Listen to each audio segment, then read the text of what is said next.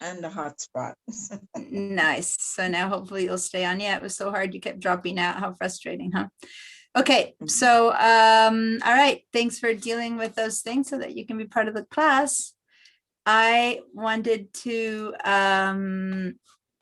do a little bit of a little mini review of what we did last week. We opened, we created some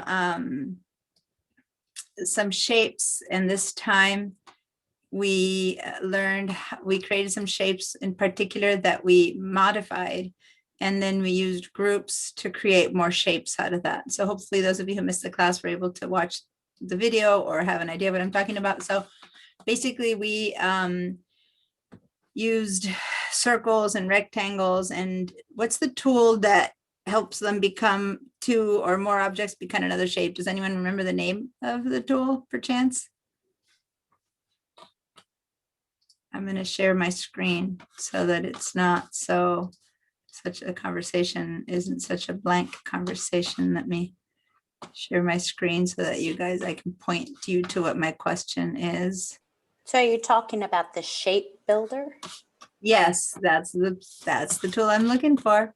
So right here on the left, there's this tool that's a shape builder, and we created a couple of shapes where we took initial rectangles or circles and combined to join them, or to join the two shapes, or to let me let some more people in, or to make a new shape out of it, or to knock some things out and delete. Okay, and so this is the tool right there. And when we wanted to add things, we just used it by just dragging across the shapes. But we wanted to get rid of something. What did we need to press to get rid of something? Option.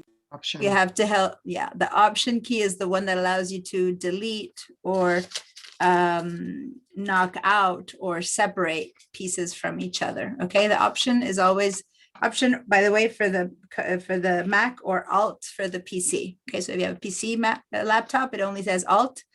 If you have a Mac laptop, it says both Option and Alt. It's got both names on it, but the PC keyboard only says Alt key. Okay, so the Alt or Option key is the one that allows us to go make every tool that we can do a negative to it.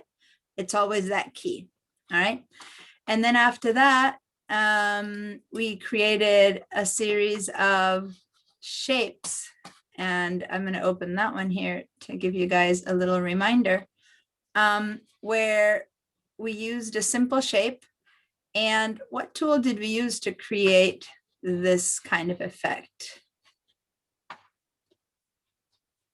Rotate. The rotate tool right there. Okay, where you clicked on a shape and you changed its center point and rotated. Now, if you rotate it, all we would have done is rotate it. But then we got more copies of it. And what's the shortcut that gives us more copies? Was it Alt? Just hold the Alt key? Yeah, it's the command or the control key, depending on if you're on a Mac or on a PC, okay, to create duplicates. So when we did the rotate tool and the command or the control key to create our duplicates, then we got both the rotated and copied shape. And that's how we created a shape like this. Then we went ahead and did a combination of those two things. We created, do you remember how we ended up with this shape here that then allowed us to make the flowers? How did we come up with one of these shapes? We started by having two big circles where we used that shape builder tool to knock out all the other parts of it, and we ended up with this leaf kind of petal looking shape. It was the intersection of the two circles, remember?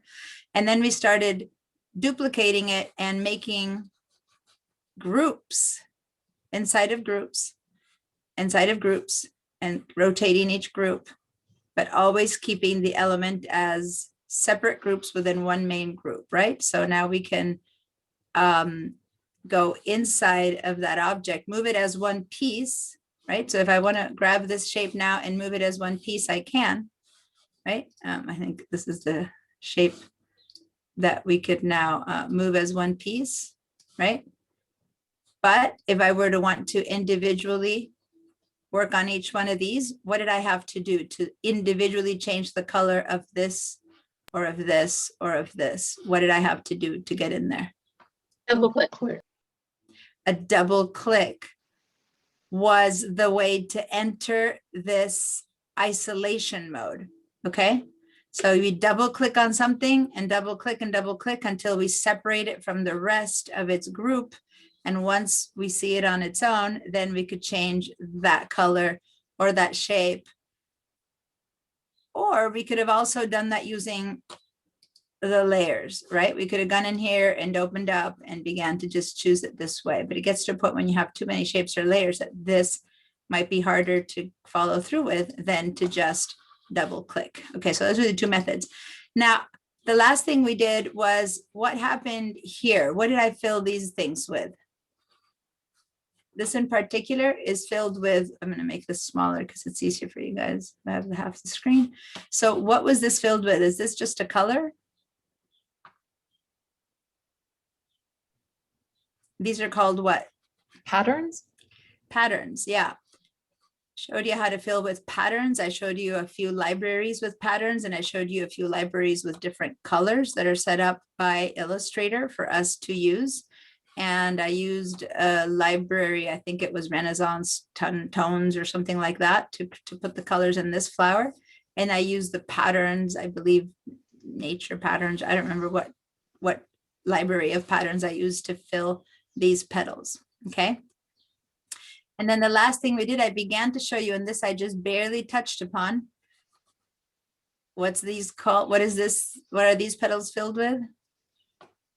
A gradient. Gradients. So we began to show you a little bit about gradients, but I knew that I barely touched upon it and that we need to get deeper into that to give you more control over gradients. But I showed you how to not make new gradients, but how to use the one gradient that they already send and how to control the direction of that gradient. Now I noticed that I went through this at the very end, kind of fast. I noticed in the things that you guys sent me, most of you guys didn't really complete the gradient part, but that's fine. I was just kind of rushing through it at the very end. So we'll go ahead and work a little bit more with gradients and then begin to figure out and how to make your own colors and things like that. Okay, anything then about all of this that you tried to do or not do now that I've kind of reminded you in a short few minutes, everything we did last class? Any questions that you got left with before we move forward to something else? Anything you tried to do that you could or couldn't do? Nope. All right. So let's go ahead and I'm going to close this file. Notice that when I don't have anything, I save changes. No, I move things around. So it's asking me what I say changes. Now, last week we also had opened the trace ducky and then we didn't continue in that direction. I wanted to work in that direction, and I also, which is in a way a continuation of here where we started working with our direct selection tool to modify shapes of our own. But we had not much control over these shapes, like where the curves and the lines and things went. The lines are a bit easier, but not the curves. So I wanted to show you how to begin to modify these shapes and begin to be able to use to just not only work with shapes that you make out of other shapes, but to actually create whatever you want. Okay, so we're going to do a little bit of that today. I just want to look at the calendar here. Give me a quick question. A second. I'm checking my, oh, not many people in. Let me check the calendar here really quickly. There we go. Just wanted to see. We have how many more classes? 1, 2, 3. Okay, cool. 4 more classes. We're at the middle of the class. I didn't know if we had 4 or 3 more classes left because we had that break in the middle, the President's holiday that I skipped some Friday classes, but this is Wednesday and we didn't skip it. So I just wanted to confirm in my brain how far to go. Okay.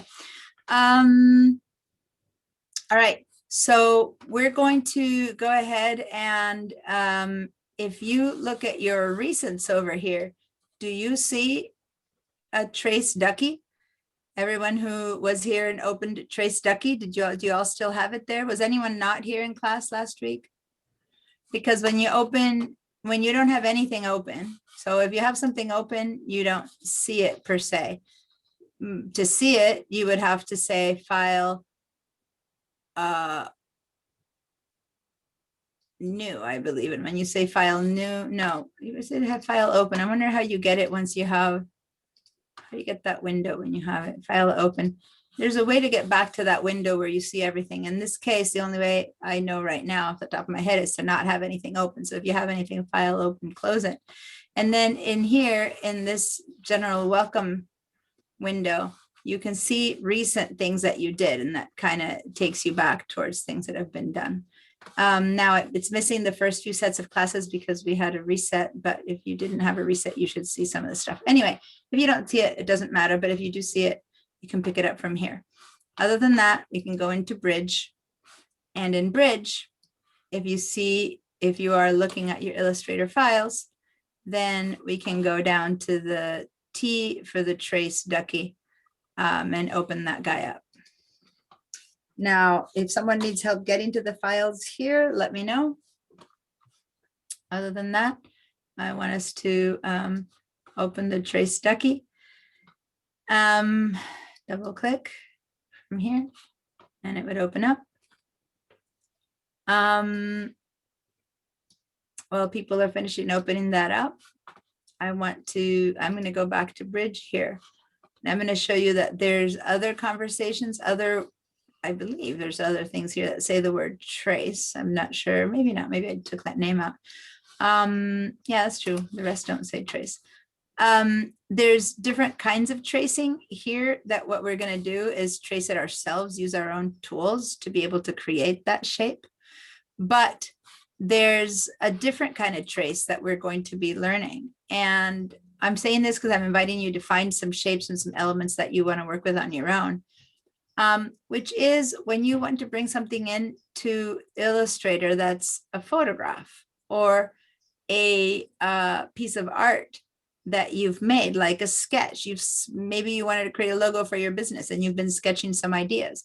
Or maybe you are someone who likes to draw and you've drawn your dog and now you want to digitize it. Or you know, a lot of people are really good with pencil and paper and they want to know how to use the computer to turn that into digital art.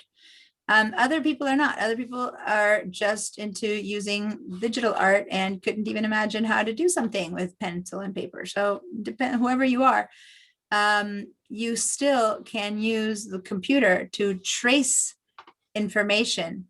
So it's different than what we're going to do with the ducky. It's the computer will do a process called image trace and digitize your art. So we're going to be working with that in another week. So please start looking for images. If you are the kind of person that does doodle or draw or create wonderful pieces of art, and you want to bring that in and digitize it. Also, if you're a photographer and you photograph something that you want to have made bigger than whatever the resolution of that photo is.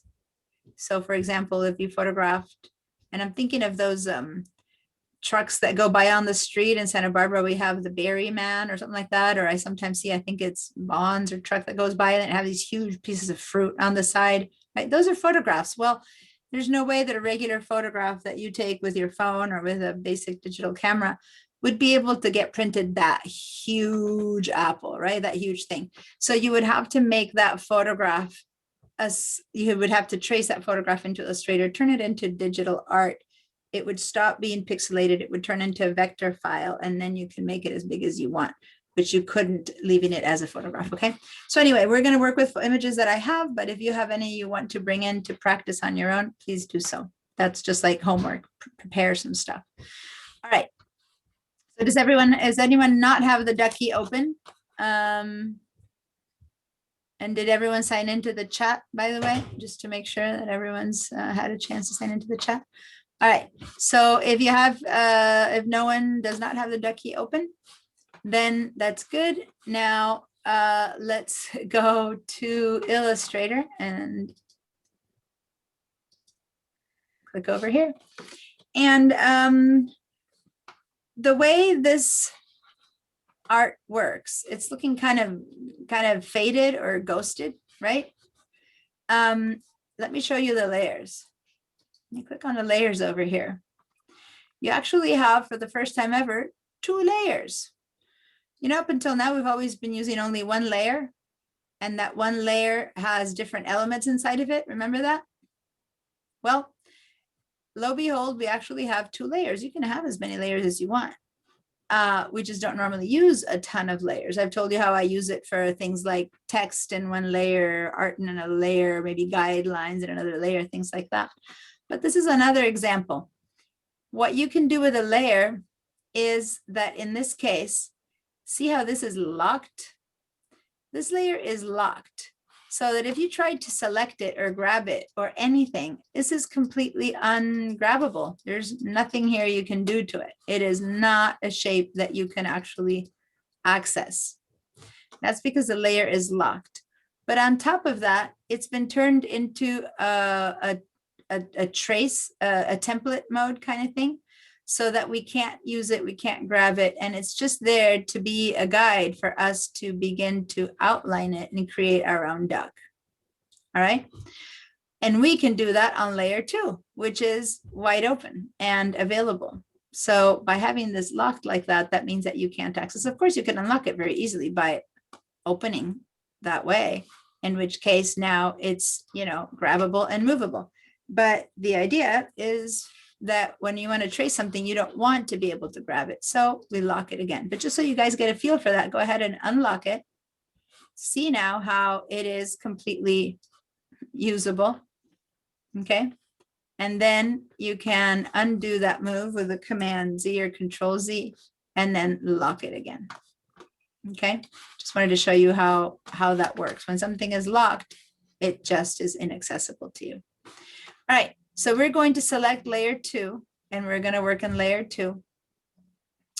But before we can learn how to make curves that work with this, we need to learn how to control our curves a little bit more. So let's make a new artboard. So these are layers. We're going to go to this little icon right there to artboards. This is our first artboard. Let's make a new artboard. That artboard's going to appear here on the left, right? On the right, sorry. So basically right now, this is what we're doing. We've created 2 artboards. All right. And in this artboard, we're going to try to figure out how to control our tools to be able to then go back and trace this ducky. Now,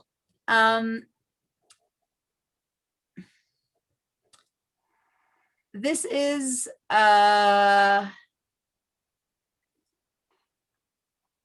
day. This is a day, and I always warn people. When I show these tools, this is a day when some people go, oh, Illustrator is not for me, and they stop coming to class.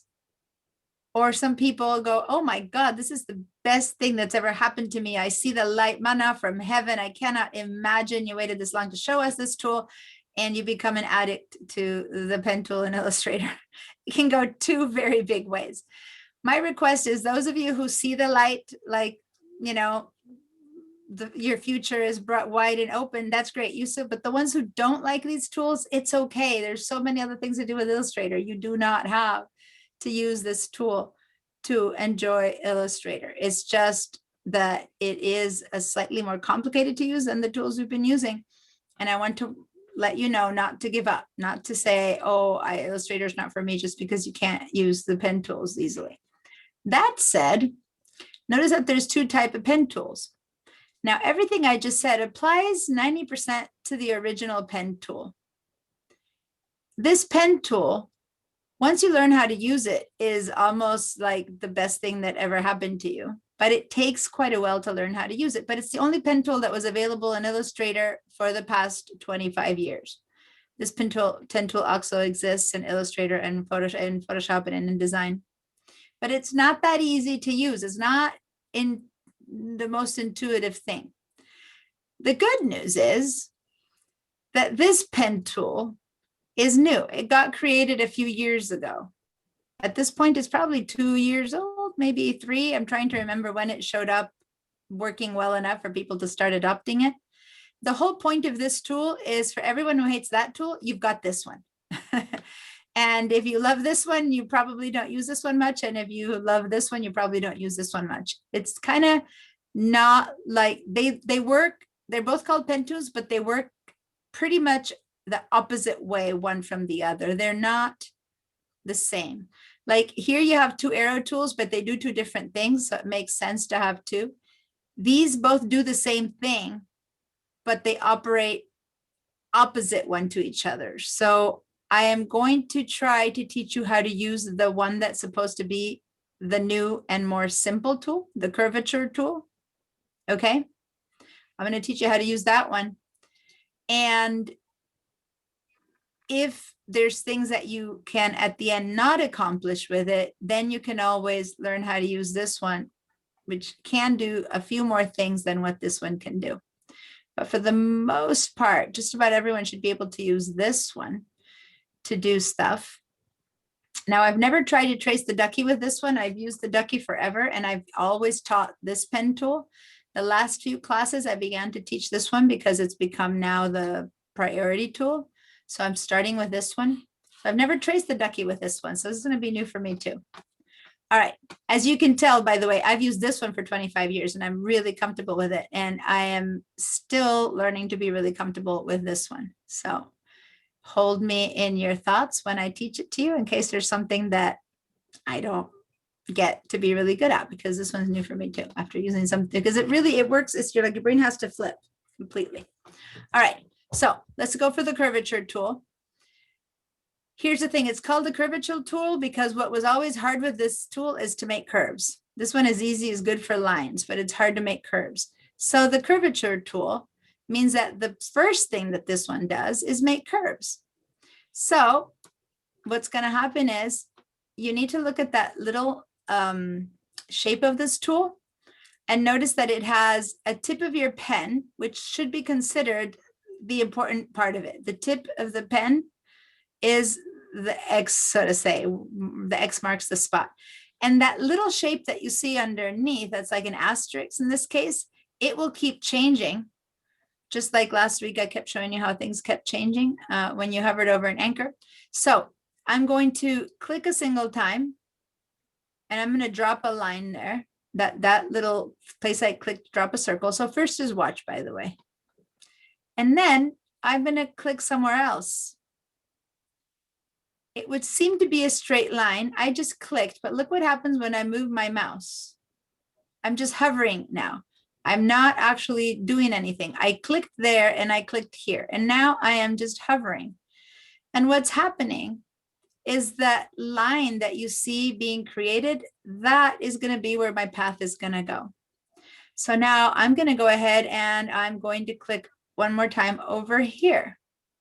Once I do that, see how the line that needs to be straight adjusted itself. And now as I move around, this, the curve all the way through the very beginning keeps adjusting. See how it's never still? And now I'm ready to put something here. And then I keep going and so on and so forth. So the specialty of this tool is to make curves, and the specialty of the other tool is to make lines. So start playing around, dropping little anchors. Those things that we drop are anchors.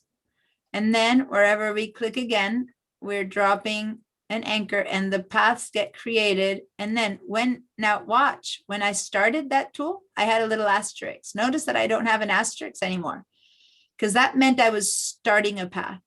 Now that I'm almost done, I want them to join. So look what's going to happen when I hover over that spot right there that I started. I'm not clicking yet, but the moment I hover over the initial spot, I get a little circle basically saying you've come full circle. I give a single click right there, and now I've closed my shape. My shape is now complete. And now my asterisk is there saying, do you want to start a new shape? Okay, so now go ahead and do that.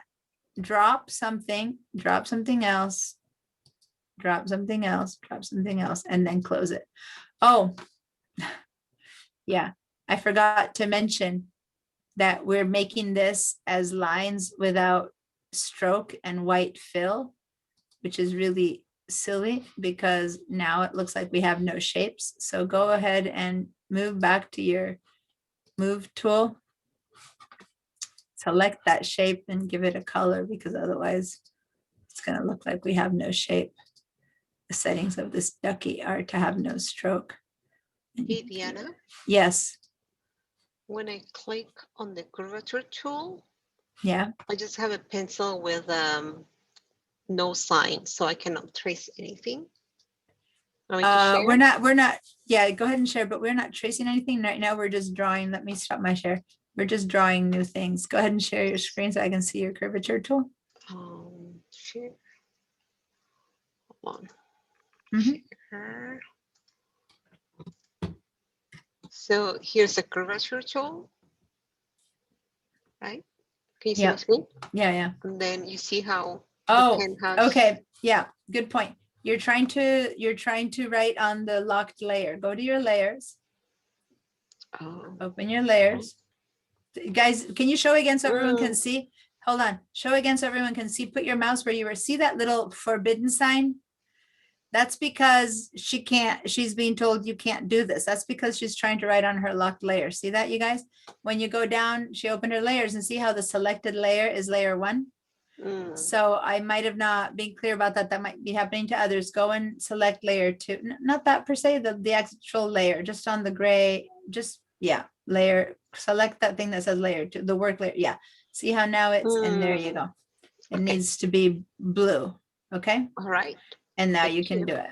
Okay, cool. Yeah. I'm pretty sure that if that was happening to Mary, that probably happened to someone else because I didn't make a good point of telling you to select the first layer. So hopefully everyone has figured that one out. Thanks for speaking up, Mary. Anyone else is having any kind of issues with their curvature tool or their layers or something? No? Any questions right now about how to make something work? You're all just making the first few shapes? Okay, I'll share my screen then again if no one else needs to share. Please don't forget that I encourage sharing and that if you have questions, the best way to get, because if you watch the recording, you'll get the same information, but you can't ask me questions. This is the time to ask me questions. All right, Deanna, I'm yes. Your sound began and then it stopped. I said Deanna and then your sound is off. It's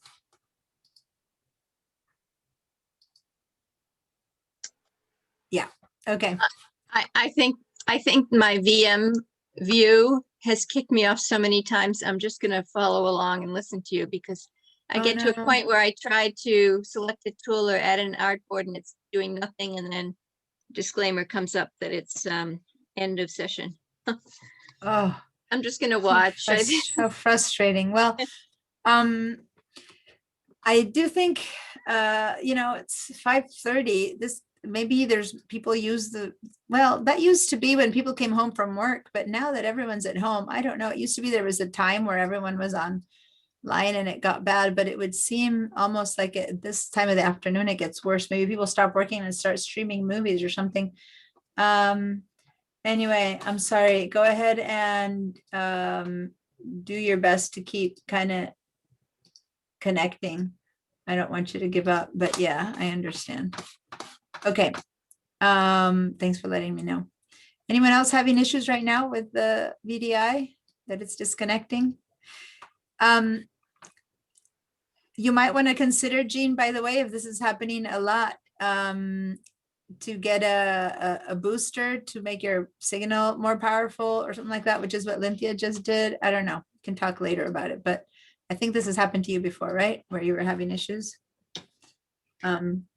Yes, I as soon as you started up Zoom, my Zoom has been fine. It's just the VM for some reason keeps. Well, one thing that might help my you, own Yeah. internet access. I think it's something to do with the One thing that might help you is to turn off your video. As much as I love seeing you there, it might work better if your video is off for yourself. So give that a try. It might be a bit more stable. Okay. All right. So, okay. So how's it going with your circular or not circular, curved shapes? Everyone got some curved shapes going on? All right. So as you can see, curves are relatively simple.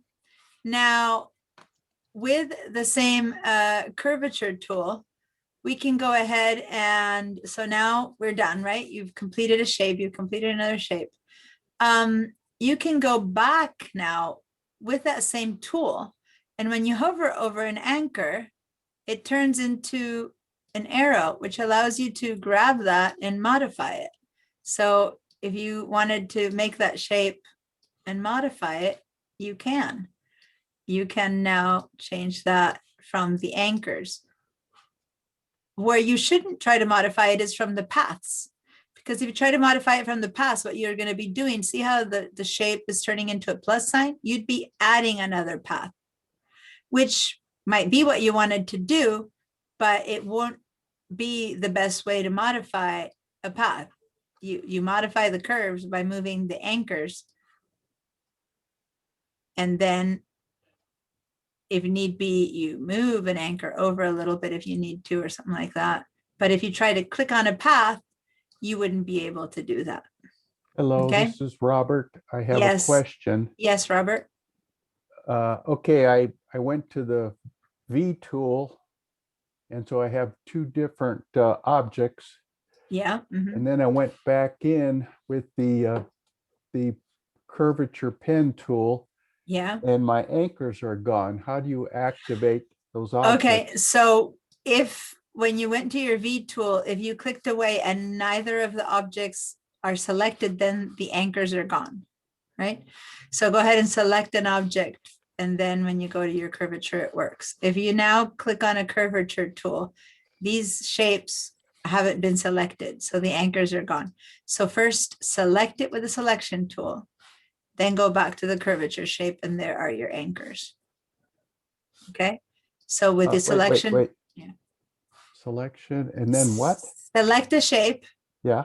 then go to your curvature tool, and then your anchors will Oh. be there. Okay. There Okay. they are. Yeah. Thank you. Because if you've deselected both and all you do is go to your curvature tool, well, then you're ready to start a new shape, but you aren't necessarily connecting with the shape that's there. Now, if you do want to intersect and you think you're adding a shape, you're not. See how instead of a plus sign, what I have is a asterisk. That means I'm beginning a new shape. Even if I'm intersecting, that's still beginning a new shape. You have to select it and then you can start adding, which is the plus sign. Okay. All right. I'm sure there must be other questions out there. I'm still working on curves. We're not working yet on lines, straight lines and stuff. We're still working on curves. Is there any question? No? Okay. Well, here's the thing.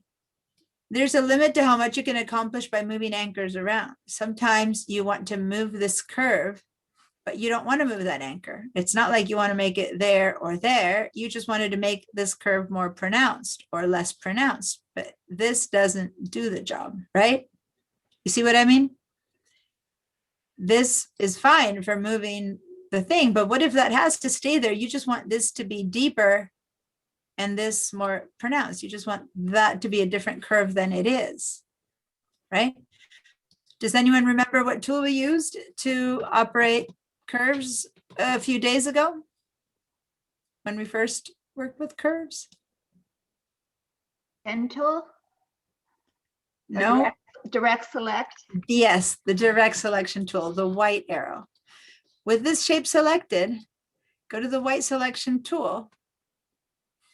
And now when you click on one of these anchors, you get those little handles. Remember the handles? Now this is not for creating new paths or anything. This is just to modify the curve. So now I can make this curve be deeper, this curve be more pronounced, without changing the position of the anchors. Does that make sense? So there's two sets of tools. There's the curvature tool is usually to create it, or at most to move the paths a little bit or to add another anchor. But to really keep working with these curves, you then have to go back to the white selection tool, where you can click once, click another time, grab the anchor and move it, just like we did with the curvature tool. But then you also have handles that allow you to pronounce, deepen, or flatten the curve more. Okay. So that's just a different way of using that, of accessing that shape that's full of curves, clicking on the anchor and then moving the handles. All right. Now, has everyone tried that? Like, I had a really thin little entrance here and now I've made it big, or I go back. So remember, you can move in and out or up and down. Okay. Up and down or out and in. That's how we use these handles. So now I go from a very steep curve to a very wide entrance here. Okay, so that's what helps us move that around. Select the anchor and then move its handles to change the shape of that curve. Pretty good. No questions there? All right. So that's a whole bunch of shapes that are completely curvy. Now let's make a new artboard. Click a new artboard. And here comes artboard number 3. So here I left my other shape, and then over here. Now, how do we use the curvature tool to actually make straight lines? Its main job was to make curves easy. With the pen tool, making these curves was really hard, but with the curvature tool, making the curves was really easy. Well, how do we use the curvature tool now to make straight lines? All right, so watch. If you double click the curvature tool, you get straight lines. Each time I drop it, I'm double clicking. And then same thing, when I reach the end, I click a single time and there it is. So that's double click, double click, double click, double click, double click, double click.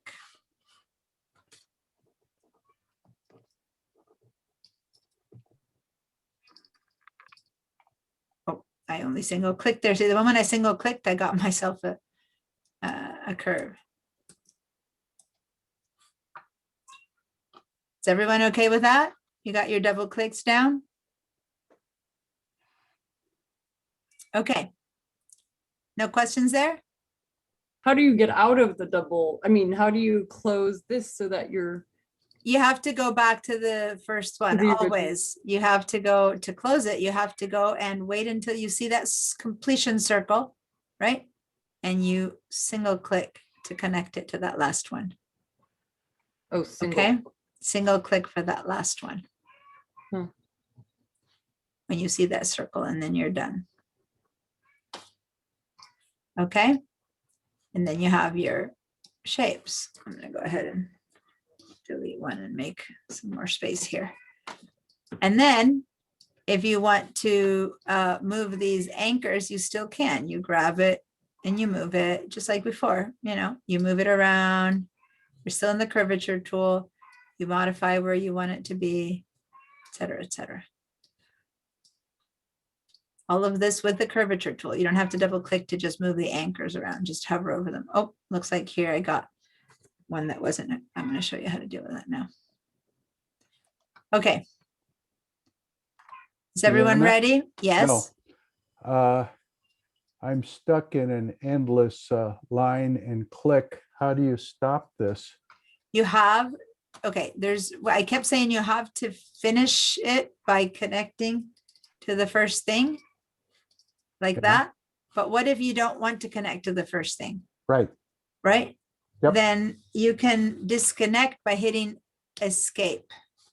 and you've Okay. disconnected. But the problem with that is that you're left with a shape that only has a fill because this is reaching that, but it has no line here. And that's not really a complete shape for Illustrator. It's not really a valid shape. It needs to be a closed shape or an open shape. See how here I have two paths and it doesn't close up. So the escape key disconnects you, but ideally you would close it. So you have to go back to the beginning point to complete the shape properly. Yes. One, double click, and then a single. I did a single click there. When you do a single click, it goes back to being a curve. Which now, then you probably saw the answer. How do we combine shapes that are curved and straight? Well, Before you go on, yes. did you, you went back a few shapes. Was that a Control Z? Yeah, can always Control Z. Okay. Or Control or Command Z. Right. Yeah, you saw me doing this and then doing that and doing that. And then I went Control Z, Control Z, Control Z, Control Z to get rid of that. Good question. All right. Did that work for you, Robert? Yes. Okay, great. All right, so now as you can have imagined, if you want to combine curves with shapes, all you need to do is, oh, Mary, you have your hand up? Is that a question? Or is it from before? That was from before. Okay, Thank you. you're welcome. So now single click gives me curves. And if instead what I want to do is now draw a straight line, I double click. And then I can do straight lines, straight lines, straight lines, straight lines, and then single click, give me curves again, right? So single click is a curve, double click is a line.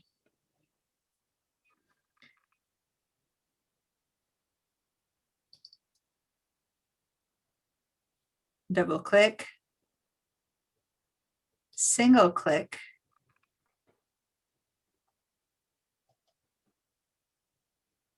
double click, single click, double click, curve, curve.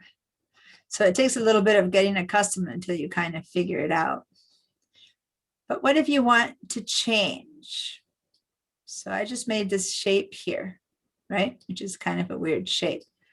It could have been a heart, but there's a problem. These really should be curves, and this really should be straight. Does that make sense? It's kind of like the opposite of a heart. Does that make sense? I need that really to be two curves, and this should be ending in a tip. Can I do something about that? Can I change that? Yes, I can. So watch. When you want one of your shapes to be the opposite of what they are, maybe you dropped a curve, but you wanted to be a straight, or you dropped a straight line and you wanted to be a curve because maybe you change your mind, or maybe because you're learning. How do you fix that? Well, actually, first of all, if this is trying to be a heart, one thing that's wrong here is that these two should probably be at the same height, right? So I'm going to first move it so that I have a little bit more symmetry here and here. And now I want to convert these to be the opposite of what they are. Okay. So if I go to the pen tool, just watch this, even if you're focused on doing something else, watch. If I go to the pen tool and hold, there's something here called the anchor point tool. It's just like an arrow, but it's two lines. That's it. I'm going to select that. There's a shortcut to get to it, but right now go in there. What this does is that it converts, right, the type of anchor you have. So I'm going to select this anchor. I'm going to double click and I'm going to pull out, not double click, sorry. I'm going to click and pull out, and I'm pulling out something that was sharp and turning it into a curve. And then I'm going to grab here and I'm going to pull out, and I'm pulling out and turning it into a curve. So I'm changing the type of anchor. And then this, which was a curve, sorry, I'm going to click on and turn it into a sharp thing. So now this one is a sharp one, and those are curves. So it kind of helps you inverse the kind of curves that you do. I'm going to go back to my direct selection tool and move these around a little bit more until I find a better shape for this heart. But I went from having the opposite type of shape to having the right type of shape. Does that make sense? Because I used that that little curve converter, so to say, type of thing. Curve, it's got a name that's better than a curve converter, but anyway, what's the name that they give it here? Anchor point tool. It's also the one, it also, you can also call it, I don't remember, the one that changes the type of thing that you have. So I'm going to go ahead and select this shape. That's all straight angles. And I'm going to go to this anchor point tool. And so when I have a line that's already a very sharp one, I have to pull out to convert it into a shape. I have to pull out. That's what you do. You pull out. You click on it and you just drag out a handle, and that's how you turn it into a curve. Vice versa, when you want to turn it back into a square, you just click, and there it is. It turned back into a square tip. Click and click again, and it turns back into a straight line shape. Okay, so you pull out handles to turn an anchor into curves. So I can pull out, pull out, pull out, pull out until this whole thing is pure curves. And then pull out, and then I want to go back to having them be lined. Just single click, single click, single click, single click, single click, single click, and I've got all straight lines again. Okay, now I'm going to select this other shape. You always have to select the shape, and then again, single click, single click, single click, single click, and there's my heart. Any questions about this?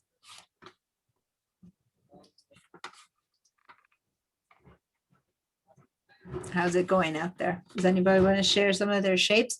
As I'm sharing these basic shapes, there's always someone out there who's like creating something already. Is any one of you guys creating something?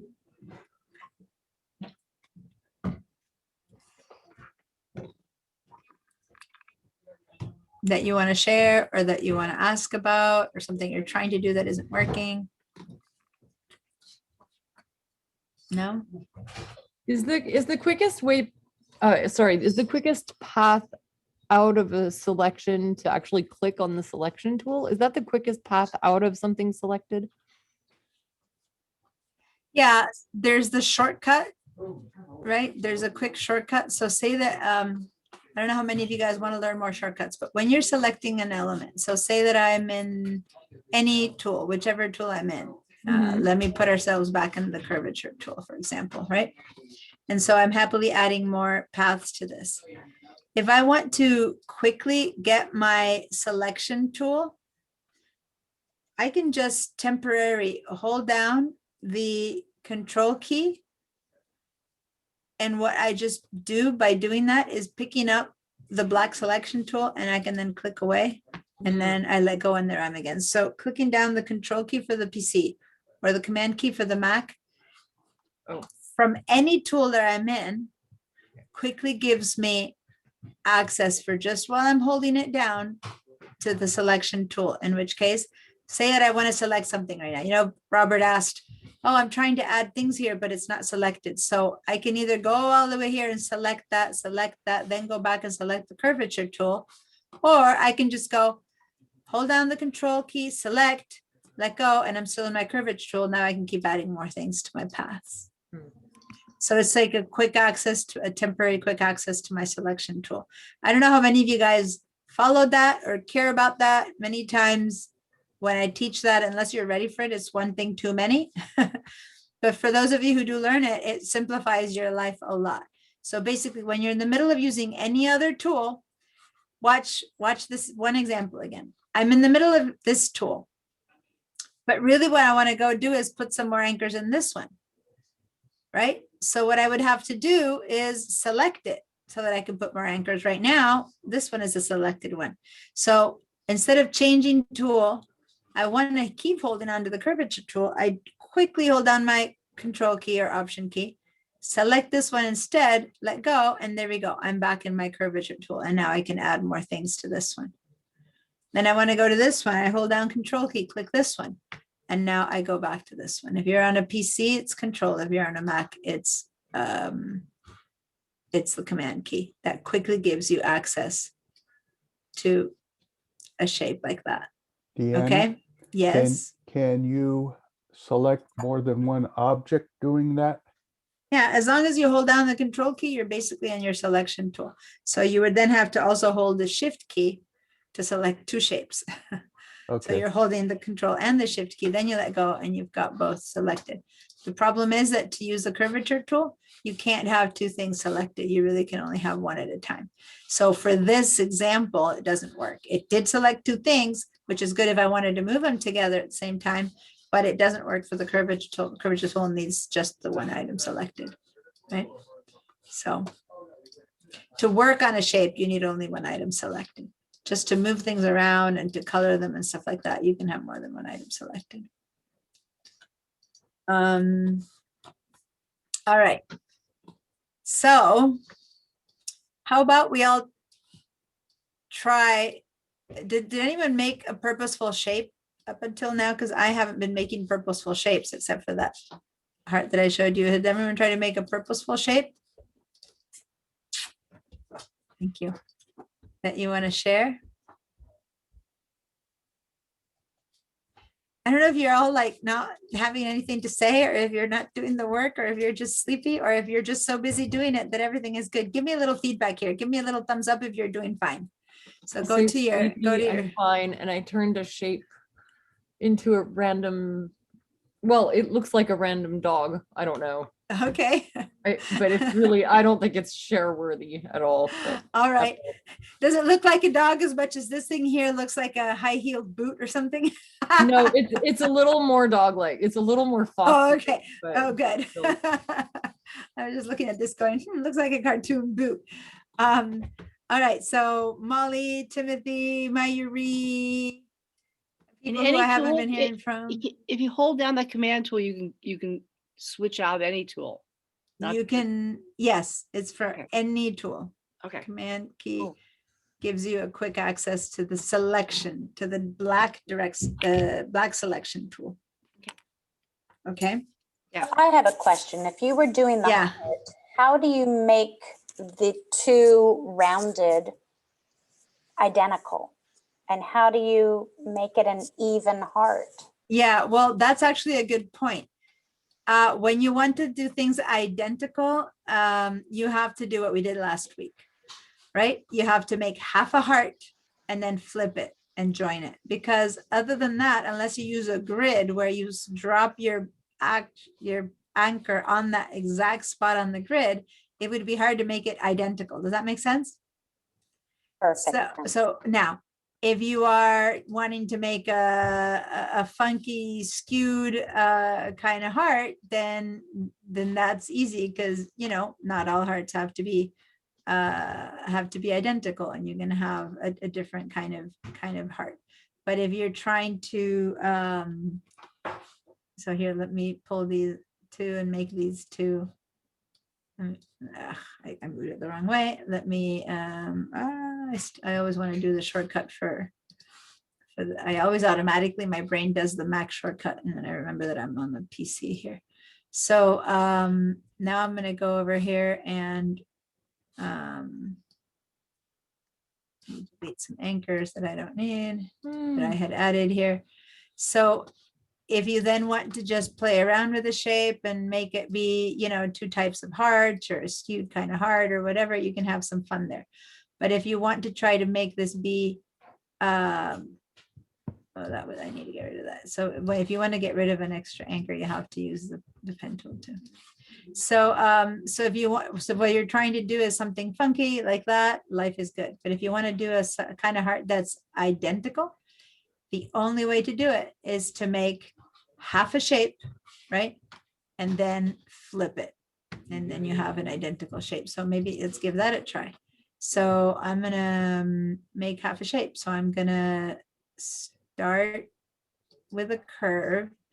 And as opposed to the pen, Andrea, I know you've used the pen tool because you've been doing Illustrator for quite a while. And in the pen tool, the rule is you do not click on the top of a curve. With a curvature tool, you do click on the top of the curve. So if this is going to be half a heart, then that's going to be the top of the curve. So I'm going to click at where I want the top of my curve to be, and then where the other roundness of the curve has to be. And then I'm going to go down here, and this one I want to click, and then I'm going to double click there to make, oh, that didn't work. I'm going to have to double click this last one. And then I'm trying to get this one. There we go. So now I've got a perfect half heart, right? And then I can duplicate it like we did yesterday and flip it. So you guys remember the reflect tool here that I showed you last week? Yeah. So I'm going to put the center point right in the middle. There we go. And now I'm going to hold the control key to get it to duplicate. Hold on. Here's my flip. I'm going to get my perfect duplicate here. And I'm going to hold down the, No. what's up? There we go. Oops, So now sorry. I've got a perfectly duplicated shape that I can then select both and use the joining tool and join them. So this is the join shapes. Oh, they need to be overlapping or I can't join them.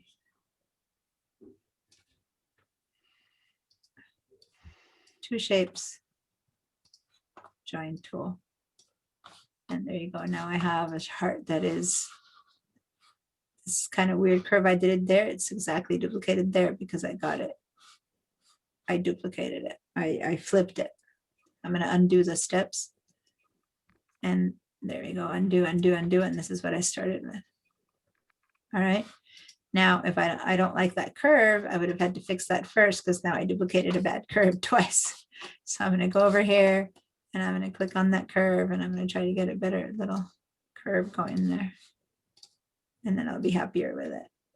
And make this a straight line. Wasn't that straight? It's a bit less than straight. Anyway, any questions about that, you guys? Yes, can you show me again where the duplicate tool was? So the duplicate is just you holding on to Oh. a shape, and when you pull, you hold down the Alt key and you see the little double-headed arrow that I'm pulling out? Yeah. It's because I'm holding down the Alt or Option key. So every time I drag out, I'm getting a duplicate. But I need it to flip in order to make the heart. So I'm going to have to, let me undo that, undo, undo, undo. So I'm going to head over to the flip tool. I'm going to put this anchor point in the middle here. I wanted to flip it on this edge. And then I'm going to flip it. So here's the flip. But if I let go just here, then what's going to happen is I'm going to just flip it and not have a copy. So instead I have to flip it and hold down the Alt or Option key at the same time. And then when I let go, I get my duplicate. I didn't make a straight line in between them, see? So actually what I'm having is I'm having a bit of a broken heart there because the line isn't, because I didn't make my straight line. But anyway, just flip it over a little bit and now I've got a straight. Okay. And then you have two shapes that are identical, and then you can combine them by selecting both and joining them with the join tool. Does anybody else have a question? Excuse me, Diana, could you point on at the flip tool? Please? Yeah, Thank you. the flip tool is where we had the rotate tool. You click and you hold, and under the rotate tool is the reflect. It's the reflect tool is the official word, not flip tool. Thank you. The reflect tool. Okay, so it's right, it's the same one, the same spot that we rotated. It's the reflect, and it operates the same way. When you, so let me select something. I'm going to select this shape. If I want to reflect it, I first have to say what to reflect from. So I'm going to choose this little point right there by clicking, and see that center point moves here. So then when I flip it, that's the place it reflects from that tip that I chose. But if I let go, that's all I get. Versus if I actually click here, and right before I let go, now I hold down the Option or Alt key, then I get a duplicate that's completely reflected from that little anchor point that I told it to reflect from.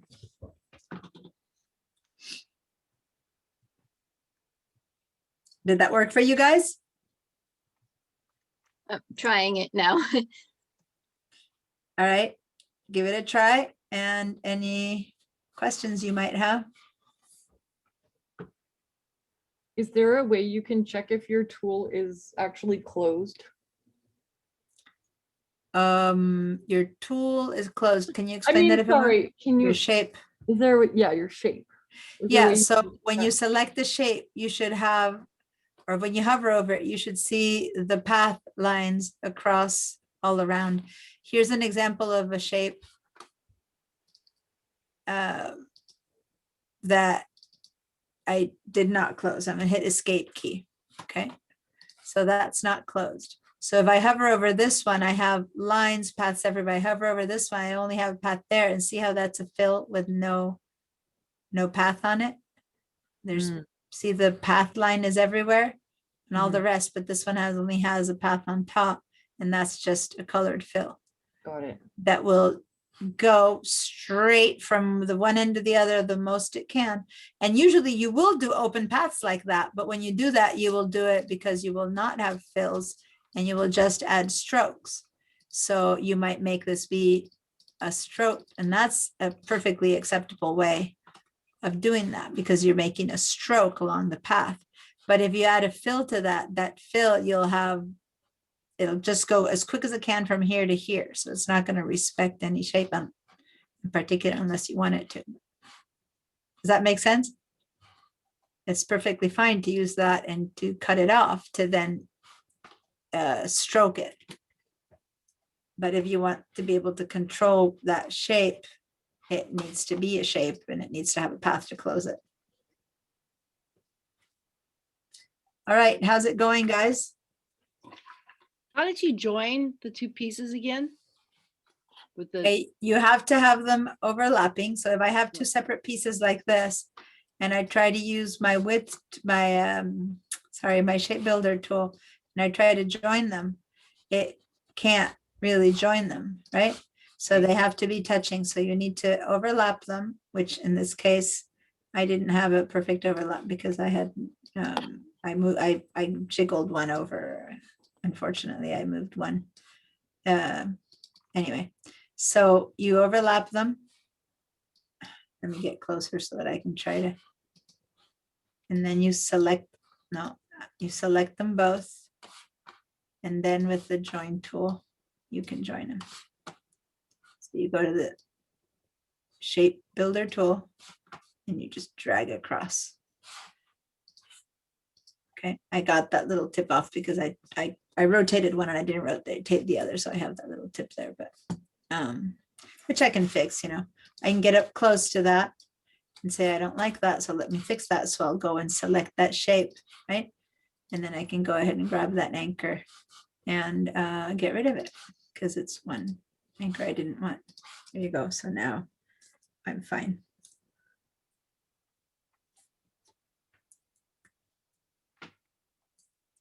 So now I have that shape. But when I did when I eliminated that anchor, look what happened. I changed the curvature which before was symmetrical and now it's not. So I'm going to undo that. I just shouldn't have joined them until I had them matching. Anyway, here's my shapes that I was trying to make match. All right. That's a better, see how I have a line that's not the right angle. I don't think I can do it with this micro precision.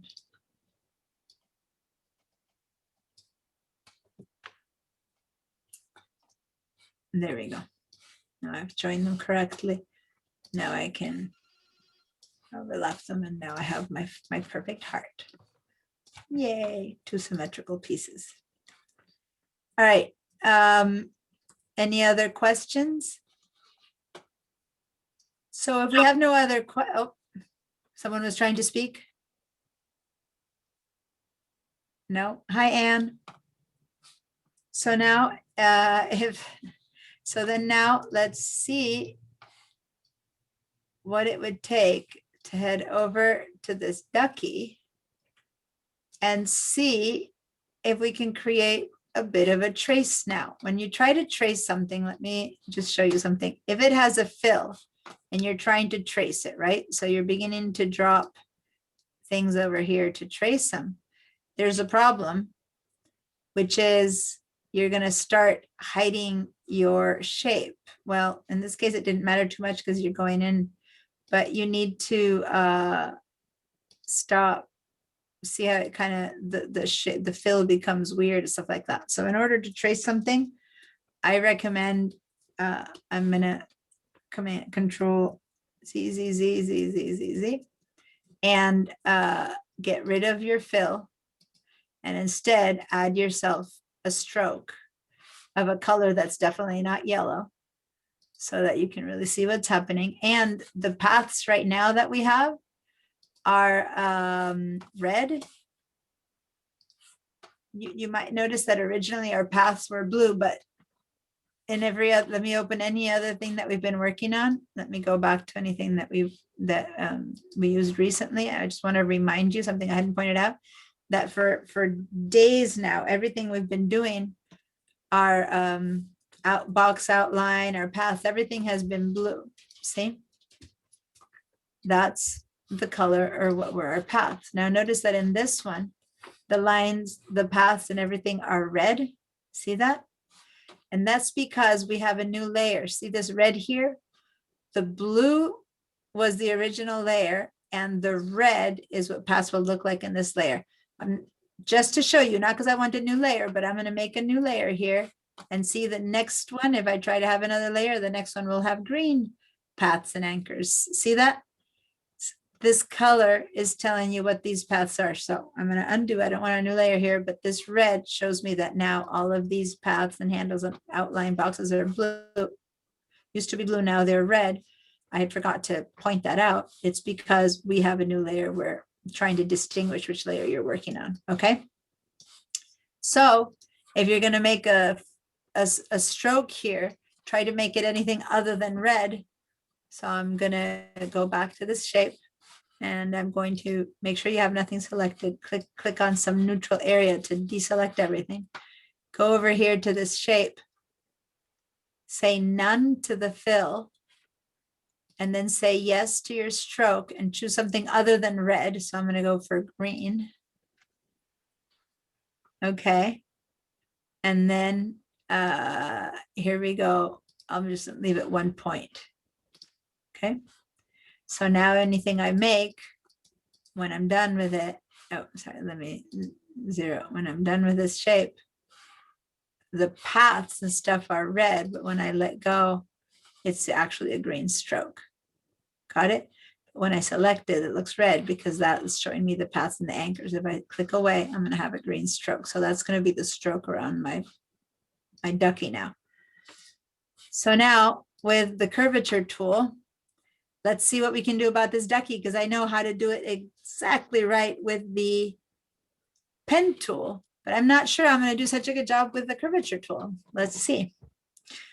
So I'm gonna start it over here. And the rule of thumb with the original pen tool is you avoid the tip of the curve. You actually avoid it, and I'm accustomed to that. With this rule of thumb, you click and you make an anchor. You put an anchor right at the place where it's that top of that curve. So I'm gonna give that a try. I'm gonna start with a curve. And this seems like the top of the curve. Try there and there. And then see, this doesn't look like it's going to give me the curve I want, but we'll see. I'll have to come back and redistribute that.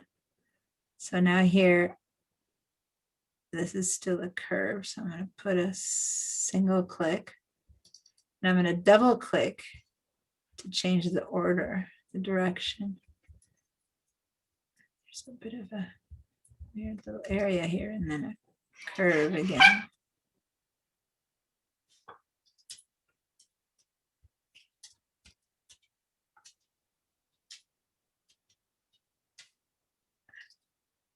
This is so, it's the opposite of what my brain is telling me to do just because of years of using the other tool, but it's kind of working.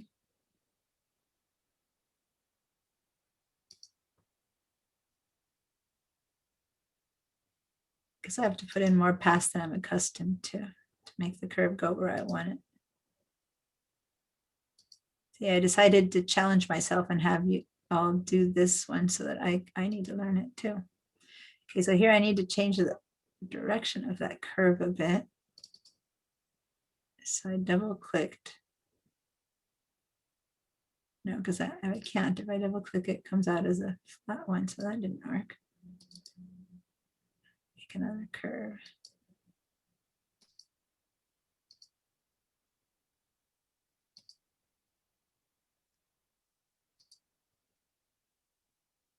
I don't like this cheek at all. I didn't do a good job there. And here's my beginning. So when I look at this, I've got something here that's looking pretty bad, and here pretty bad, and here it's not very faithful, but the rest is looking kind of okay-ish. So now what I got to do is I got to grab this tool and start moving these anchors around by hand to try to make my curve fit the duck a bit better. So I'm going to grab these two and I'm going to bring this curve in.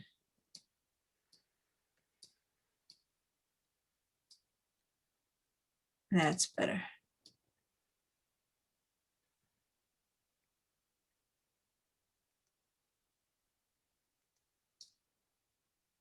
I'm gonna have to, never in doubt, get up closer.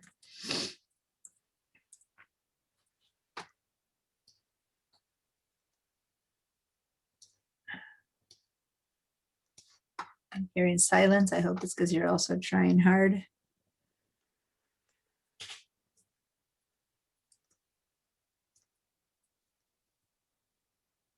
Okay.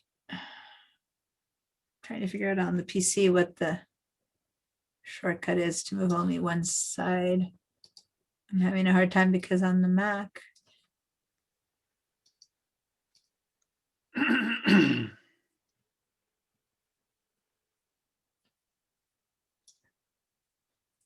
it is. Why do I have a double? I made a double line and inadvertently. Let me Command Z to get rid of that. There you go.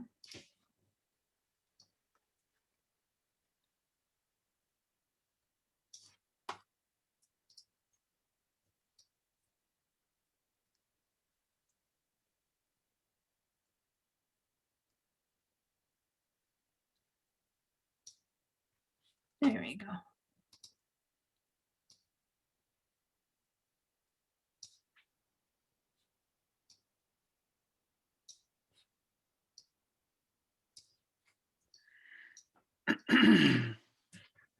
I'm going to move this one in.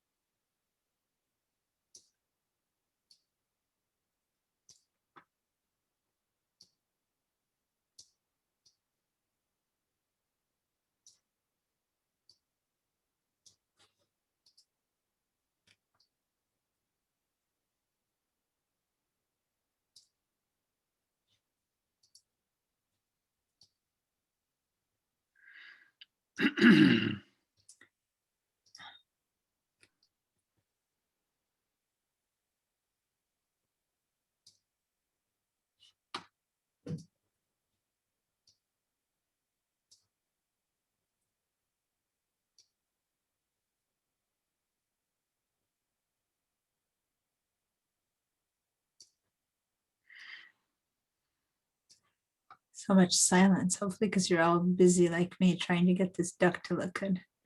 I have one extra path here, that one extra anchor I don't want. I go to the delete anchor tool and get rid of one of them. That's better. So, Diana, I have a question. Yes. So this little duck, he doesn't have any lines that cross him. But if I were to do like a hand lettered letter, like a calligraphic letter, and Yeah. Mhm, drawing crossed itself, um, mhm. does it interrupt the pathways? Like Well, he's essentially like an O. If you thought of a letter, he would be an O. He doesn't have any mhm. ups. No. Yeah, I mean, here, if you try some people who are fast to outline the eyes, and then there's this thing would be another line that interacts, and the duck bill would interact and so forth. So you can end up having lines that interact. The question you have that you have to Yeah. answer for yourself is whether you want them to, like, if you were to make this guy, the whole base would be yellow. Then you'd have another shape here that you'd fill with orange. So A it's so I darker start orange and another orange. So it would be a separate shape. This would Separate be shape, another okay. shape with white. This would be another shape with black, and it would be another shape with a little white glint, right? So So I'd each would have be to a close- separate shape. I would have to close the first shape before I started the second shape. Is that correct? Yes.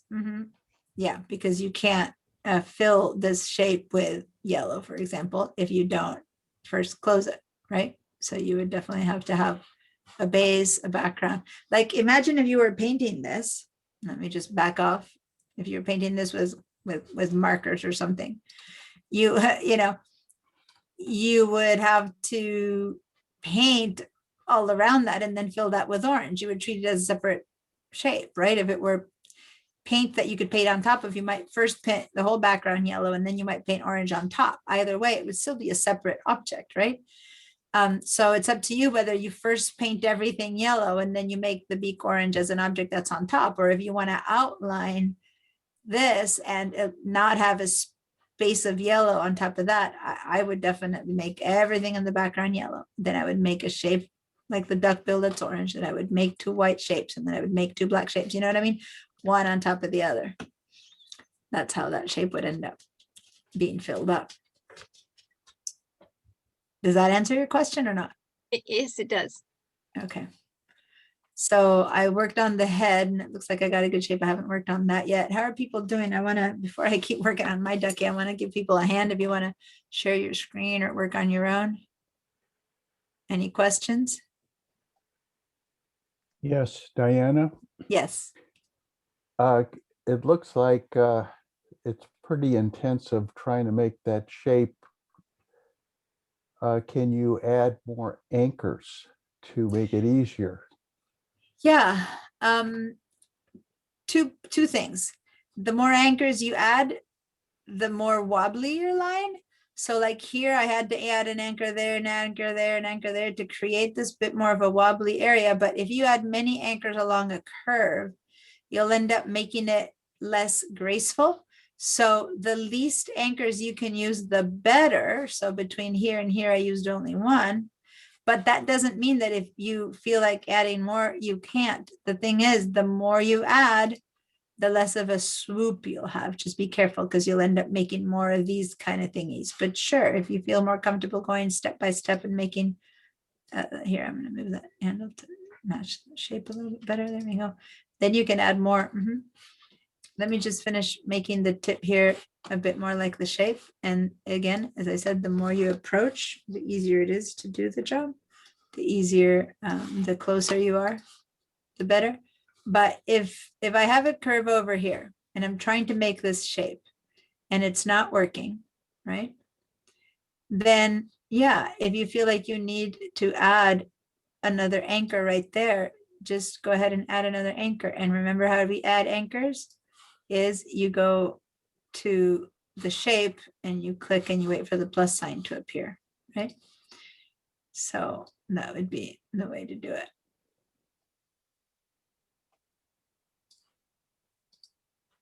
And this one I'll bring in. So it's a matter of combining oops. And the anchor has to be at the tippy top of the curve. In this case. Okay. Now the hardest thing is to not have one thing you do with a curve not affects the next curve. So one thing you can do is separate the effects. So now I want that curve to stay where it is and I want to move this handle without moving that one.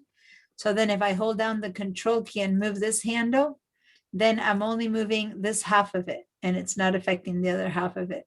Not the, yeah, I think, I don't know, the PC is control key. So now as I back out, I think I got a pretty good match to that ducky. There we go. Oh, I still haven't adjusted this one. Let me adjust this one. There you go. I'm pretty happy with my, oh, it's still, when I get far, it looks fine. And then when I let go, there you go. Now I'm happy with my little ducky outline. It's not at first simple. And had I done it with what I know how to use, the pen tool, I would have done this really quickly. But since I'm using a new tool, I'm much more like you guys in that I'm learning how to do it. And so it took me quite a while to do the ducky. Since you guys haven't used either one, it's probably taking you even longer. But once you get accustomed to this, you see people who are doing this quickly and they just go because, you know, you just be, it's like learning how to ride a bicycle. At first it's hard, but then you discover a huge freedom with it. All right. So this, I have some other shapes that are easier to begin tracing. Maybe the ducky wasn't the easiest trace to begin tracing, but it gives you a little bit of an idea. I want to play you guys a video. I'm going to stop this share and I'm going to see if I can come up with the video that I saw the other day. You guys keep working, but I'm going to try to find that video that I thought I had bookmarked. Let me see if I can find it again.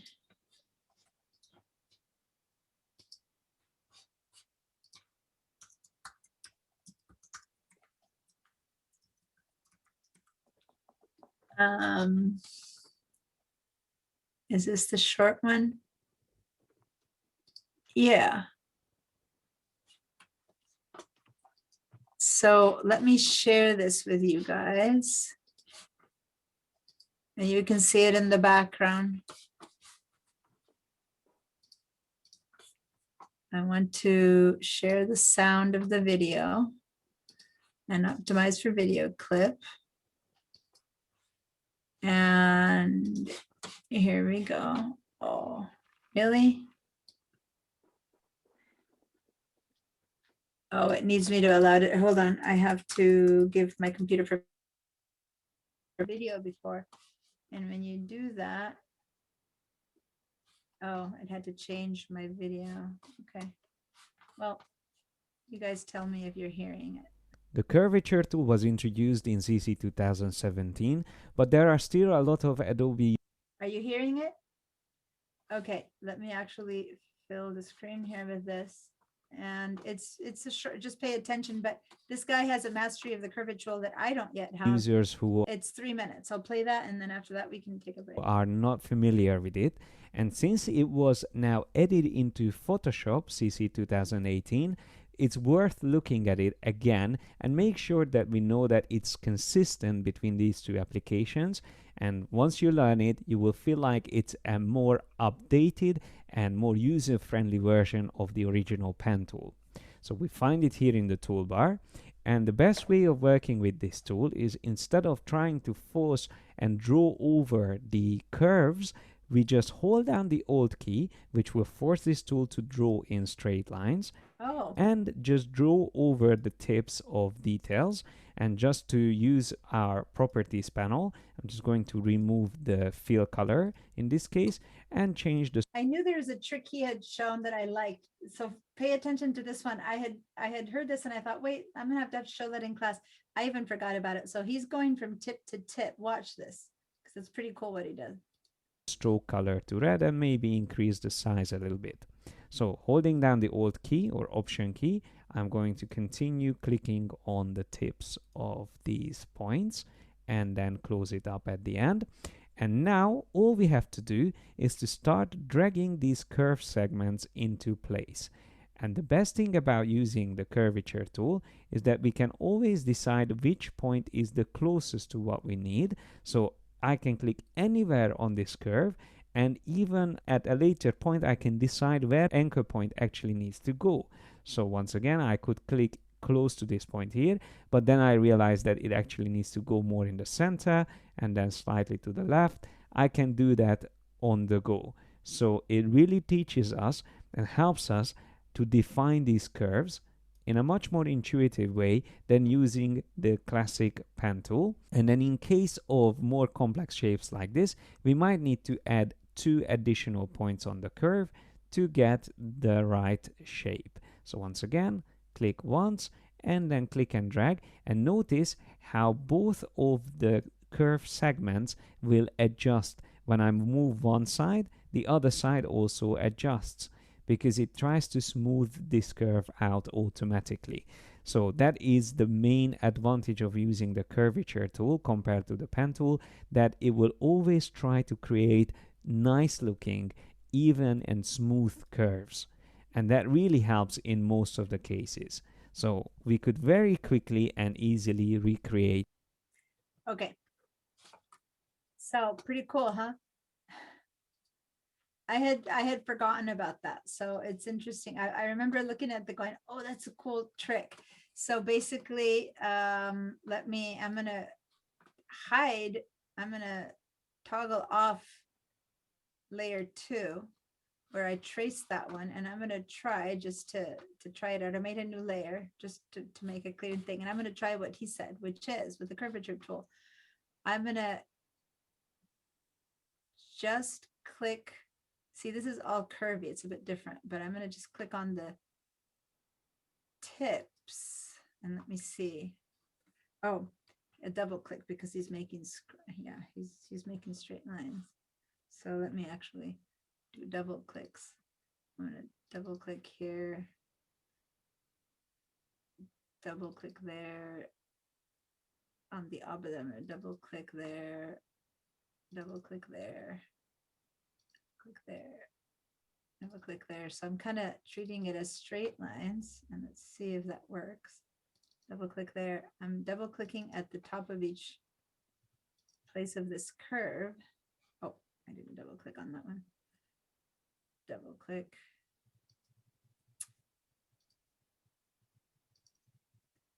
Anyway, I'm just going to rush through this to see. Double click, double click, double click, double click, double click, and double click. Okay, and now I'll grab this path and I'm not sure if it works just for the Batman or not, but let's see. And then move it out. I guess I didn't click her. So it's like I'm adding a path and I'm trying to make the curve. Yeah, I guess it was easier with something as simple as the Batman, but I don't know. It's a thought. Kind of liked what I did before more, but hey, it's working, I guess. When I go put in that path, I managed to make it curved.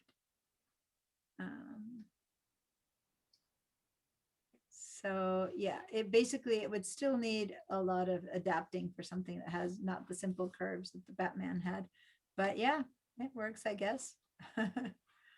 always have to learn new things. And for me, the curvature tool is a new thing.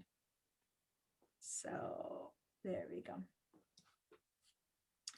All right. How about it? How are you guys doing? Should we take a break? First, let's save this because if you're on the Trace Ducky, you are basically on the sample Trace Ducky. If you opened it straight, if you are on VDI, you opened it straight from me, you can't save it. So everyone, wherever you are with your duck, let's go ahead and do a file, save as. You can keep working on it, but for now, save as. And we're gonna go ahead and those of you on your own computer, save it wherever you have it. For those of you on VDI, here on the left side, let's go to Google Drive. Then you can't save it in shared drives where it is now. You have to go up to My Drive, double click My Drive, and then find wherever you put your files. And I made a folder called Illustrator Spring 2021, double click in there. And I'm gonna call Deanna Trace Ducky, right? And say save so that I know that that's mine. And then say, okay.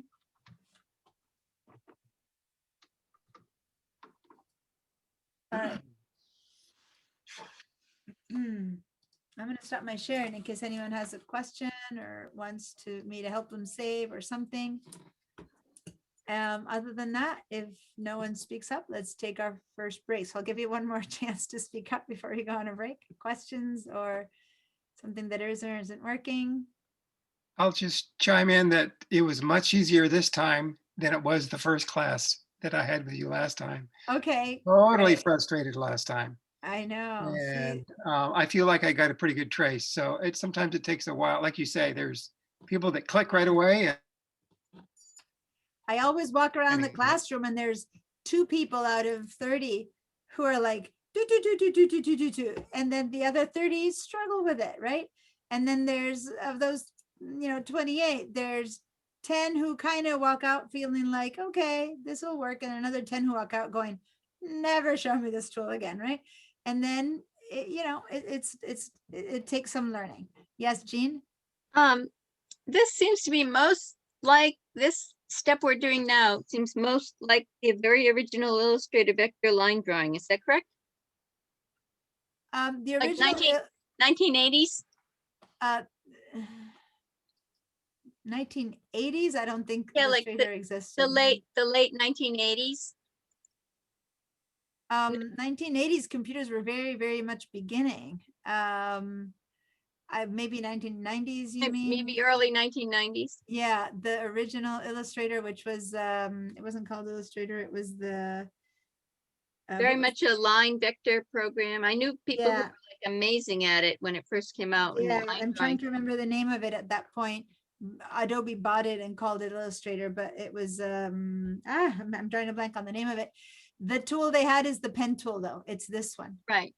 And that, yes, is this curvature tool. And I'm not showing you both because it's hard enough to learn one. So I chose today to show you that one. But the pen tool that's here on the left has been here for the last 25 years. Yes, it's the same one. And I learned to use it at that point. That's why for me, it's second nature because I've used it for 20 years. This one now is not second nature to me, but for new learners of Illustrator, I can see how this one can be easier to learn. That's why I'm giving it a try to learn it, to teach it to new learners, because the pen tool has always been really hard to teach. It takes a lot of experience versus the curvature tool. I think the curves, which are the hard part, should be a bit easier. So once I become a bit more adept at the curvature tool, I will become more adept at teaching it as well. So, I'm doing my best. So yeah, but this one's been around forever and it's in Photoshop and it's in Illustrator, it's in InDesign. It's anytime you want to create something completely of your own. Now here we're tracing a duck, right? But if you're someone who knows how to draw, you'll soon make your own shapes with these tools. But there's some more tools I'm going to show you after break, which are actually more free-flowing tools. There's lines and pencils that allow you to draw without having to mark these anchors and stuff. So we'll do that when we come back, right? Yeah, So, yes, Mayuri? Oh, I'm sorry. When you're done, can I share my screen? Because I have some problem with the setup of my. Yeah, I think I'm not sharing the screen. So you go ahead and share yours. Yeah. Yeah, mine's not shared right now. So go ahead and share your screen.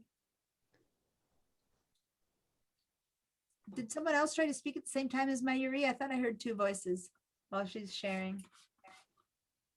Oh. Was there someone else saying something? No? No. Okay, so Mayuri, go ahead. Can I share my screen? No, not yet. You have to do two things. You say share screen in green, and then you have to, there's another window that pops up and you need to say okay to that one on the bottom right. There's a little blue screen that says share. You have to share that Okay. one. Okay, got it. There you go. All right. Yeah, what happened is that because I trying to use I'm using two computers. The big one is I trying to follow the class, but what happened is that today is so unstable. Oh, okay. And then so now I'm back to Chromebook. Okay. And what I don't have is that how can I fix my size options right here? Okay, if you don't have a command or control key on the Chromebook. No, I Okay, just then you need to use the magnifying tool, which if you go to the left side where all the tools are at the bottom, like right next to the hand, a little bit higher up, you see a magnifying tool right there, a bit high up, down, down. more. See the little hand, see the shape of a hand on the left, go to the left side tools. Yeah. Now go look at the little hand. Yeah. On the right, there's a magnifying glass. Yeah. Click on the magnifying glass and that helps you zoom in and out. So now put your magnifying glass over the duck. And when you click, it'll go plus, plus, plus, it'll get bigger. And then to get smaller, you have to hold down. Don't you have an Alt key? Yes. Okay, hold on the Alt key.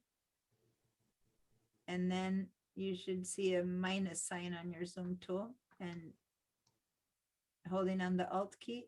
Oh, no, it's just going plus. Your Alt. Hold down the option, hold down the Alt key. No, you have to, yeah, hold on the Alt key. Keep it held down. Okay. Oh, wow, your zoom tool isn't turning into a minus sign. It should. When you click on it, it should be going down. Okay, that's weird. I don't know where you're going with your mouse. Yeah, so the Alt key doesn't seem to read it. What keys do you have on your keyboard in the bottom? I have Control, I have Alt, I have Shift.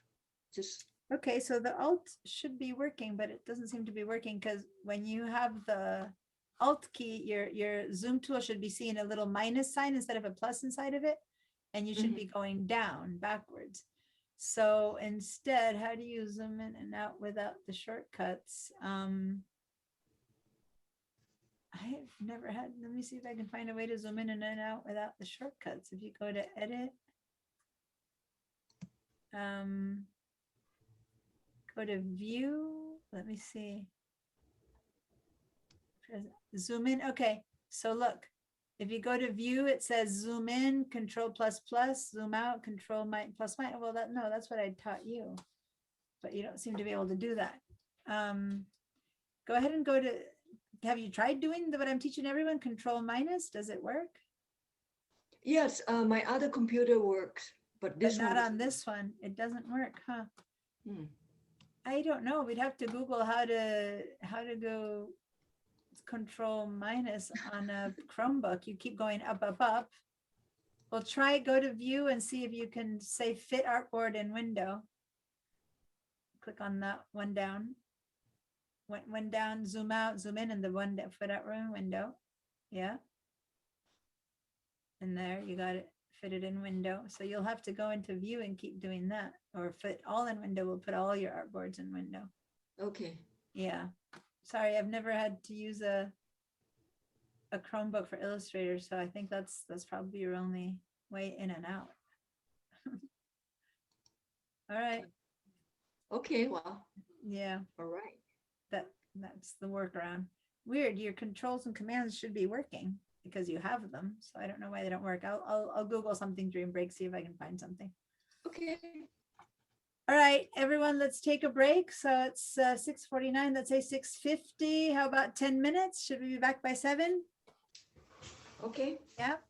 Okay, see you guys in 7 p.m.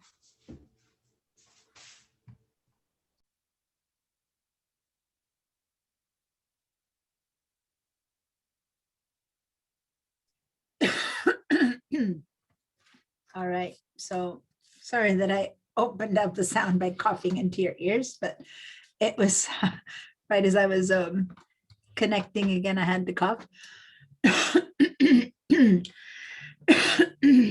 Wow. I just sipped a drink of water. Went down the wrong way. All right. So, okay. That's better. All right. So, is everyone back? Come on back. I'm seeing some people back. There we go. Yay. Hi, Juliet. Hi, Gustavo. Hi, everyone. All right. So, so now what we're going to do, I'm going to control minus a few times. Oh, I'm not on the right thing. Oh, I'm not sharing. That's true. So this little set of shapes that we did are just the beginning. I'm going to let you guys, I'm going to send you, there's a couple of other sheets. Let me go into Bridge, see if I have my other sheets here where you can trace things. Oh, I'm not sharing yet. Diana, Yeah, let me share my screen. Yes. what would be the what are the uses of tracing? What are the kind of the purposes? Okay. Right now, we used it as a trace, so you traced over something that exists, but once you get comfortable with it, you can draw whatever you want. So the whole point of Illustrator is to learn how to draw. I mean, of the pen tool is to learn how to draw. And in this case, you know, some people here might have been able to do a duck on their own, some not. So we just had it there as something to trace because we're really trying to learn how to use the tool. But if you know how to make a duck now with the same tool, make your own duck, right? Make your own flower, make a rose instead of having to make a petal with two shapes like we did the flower yesterday. It's a different way of drawing where you actually create the art yourself. And some people do that. They'll find a photograph of a banana. They need to draw a banana of their own. Well, they put in draw a photograph of banana and you kind of trace the shape and then you get rid of the photograph of the banana like you would in this case of the ducky. And then they just, you know, start trace an apple. And then that's how they make a fruit bowl that they've drawn. And other people will not. They will just go, well, I don't need to trace anything. I'll just grab the tool and draw a banana and draw an apple because they're the kind of people, usually the people who can do that are the same people who could with a pencil draw a banana or an apple. All right. And not everyone can do that versus everyone can grab a tracing of something and trace out the shape of a human if you learn how to use the tool, but not everyone can draw the shape of a human. You know what I mean? Got it. So the tracing is just because I'm trying to teach you the tool. You don't need to draw a ducky. But that's just to facilitate learning how to use the tool to draw. But the ultimate plan is that you draw whatever you want with it, right? So no, that's a great question. Thank you. Here I'm teaching you tools. I'm not really telling you, well, what's the point? You know, it's so that you can draw. I personally come from a family where everyone draws really well. My sister is amazing. She picks up a pencil, a pen, and she can just make these like magic comes to life. My mom's the same way. I don't. I am, on the other hand, a photographer, designer. I do graphics. I've designed books, posters, campaigns, but I don't draw. I don't pick up a pencil and make some magic come out of my pencil. So I do much more tracing than I do just inspirational drawing. It's just a different capacity or capability that we each have, right? So it depends on, I've seen people come out of the same class where I teach the pen tool and I walk behind their computer and there's a whole scene that they've drawn with the pen tool that I could have never drawn. The same tool, you just have or not have the capacity to draw. That's up to you, but at least you know how to use the tool, which is what I'm trying to teach you to do. You know what I mean? Okay. Yeah, makes sense. Thank you. You're welcome. Yeah, sometimes I'm pretty amazed at what some people, and they'll send me the art and I'll be like, wow, how did you do that? You know, I mean, I know how they did it, but the capacity to be able to do it is what always amazes me. Like I watch my sister draw and I'm always like, I just like love it. I sit next to her and watch her draw, and yeah, I love what she does, but she doesn't know how to use Illustrator. She just do it with a pencil, right? All right, so here we go. I'm showing you Bridge now. And I want to show you a couple more things that you can do for drawing. But I also want to show you a couple more fun tools, so to say, that allow us to then alter these shapes that we're going to draw.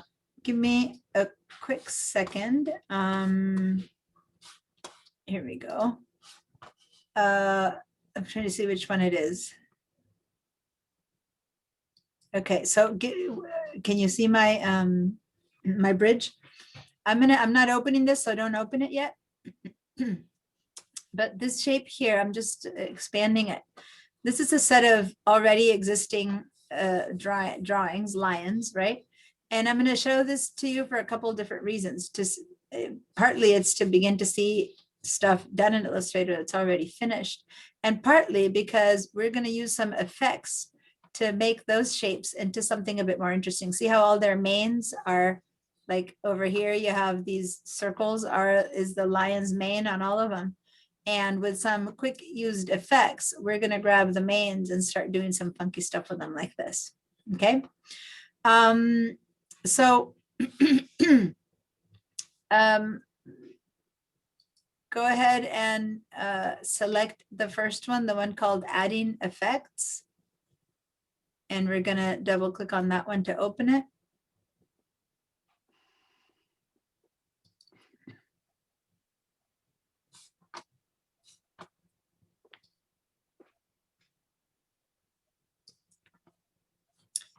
And before we play around with them, I just wanted to go to the question that I believe, Mary, who asked me about the ducky and whether you know, the lines that cross over and things like that. Someone asked me a question right before break, and what's up? That was Jean. Okay. So here's an example of, you know, stylized or not, someone created this art, and it's just pieces over pieces over pieces. So if I go look in the layers here, there's 3 layers. Okay, there's the backgrounds, the mains, and the faces, right?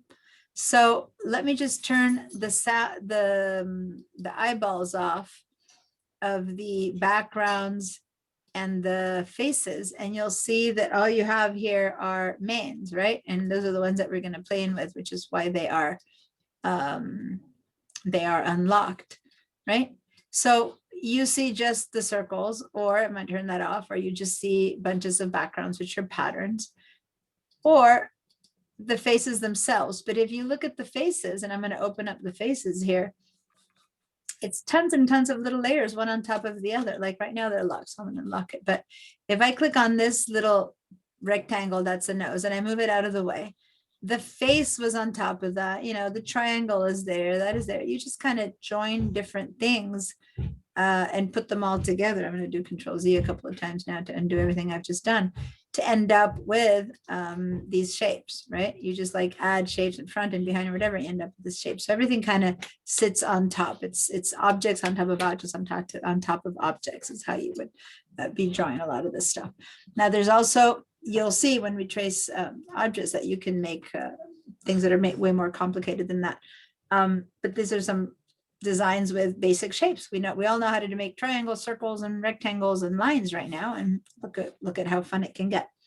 So so what I want you guys is to notice that the only open unlocked layer is this mains one. Okay, so in case it wasn't, in case you went and selected another one, make sure to select the mains layer. I think by default that's the one that was available, but I'm not sure because I've played with this right now. So open it up. And the first thing we're going to do, instead of waiting to save, this is the one that we all opening from the same source. Let's go ahead and save as. to start with so that we can create our own version. So anyone who's on VDI has to do this. If you are in your own home, you're fine. You can work on your own version already. So we're going to do save as and head over to Google Drive and then my drive and then Illustrator Spring Work or whatever you called yours.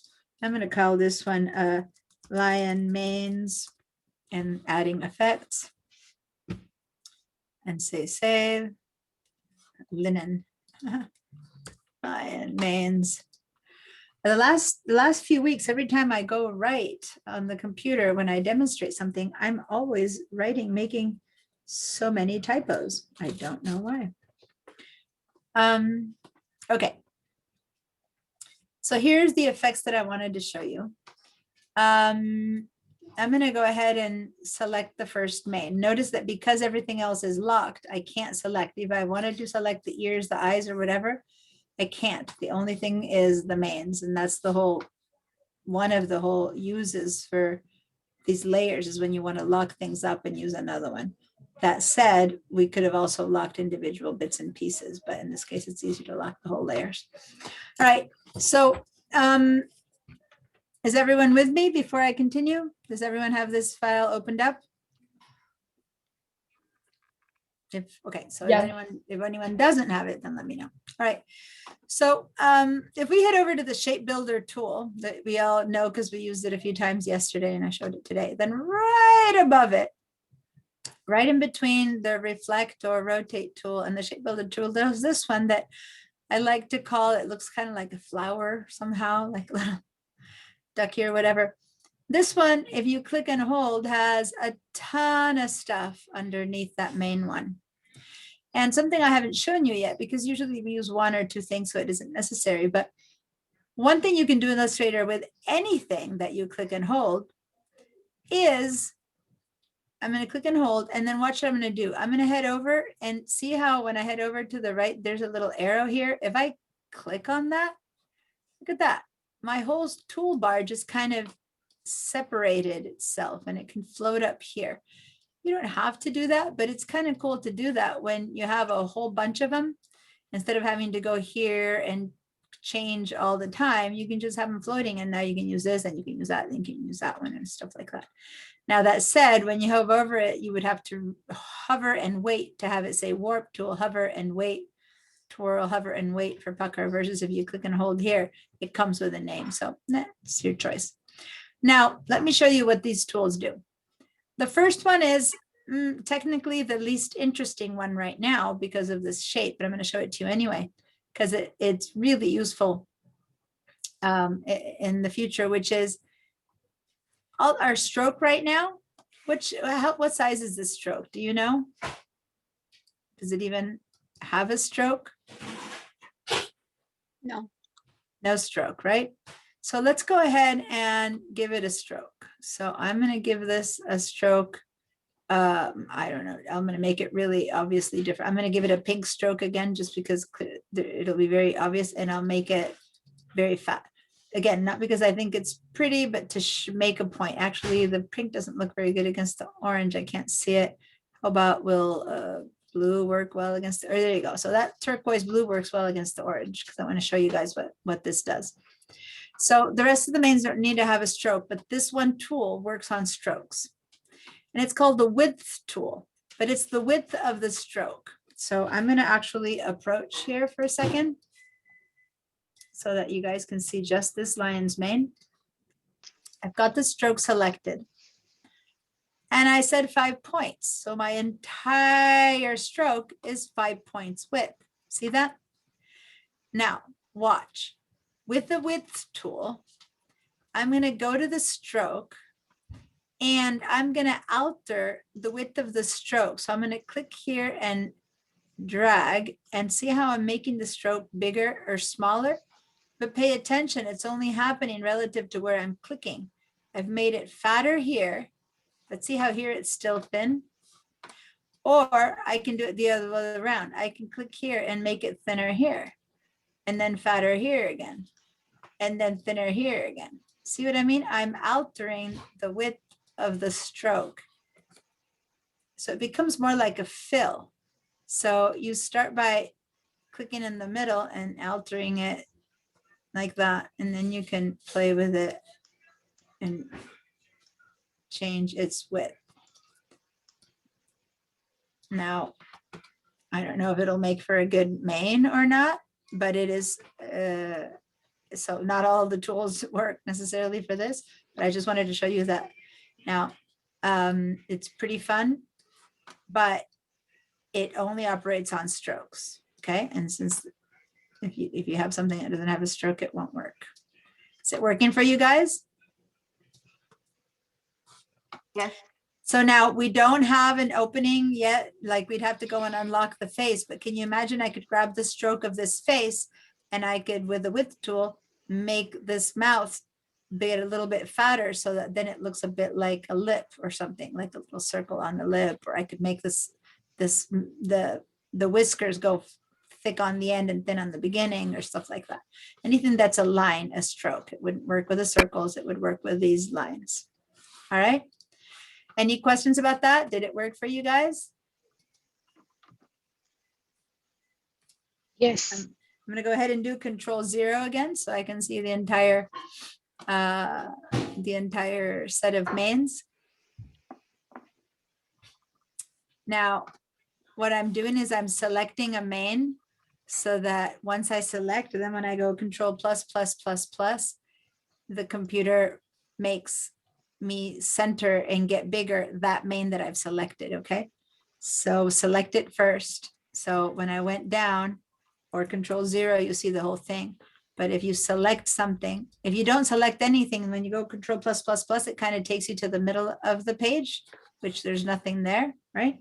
So if you instead select what you want to zoom into and then go Control+ or Command++++, it zooms straight into what you're looking to do.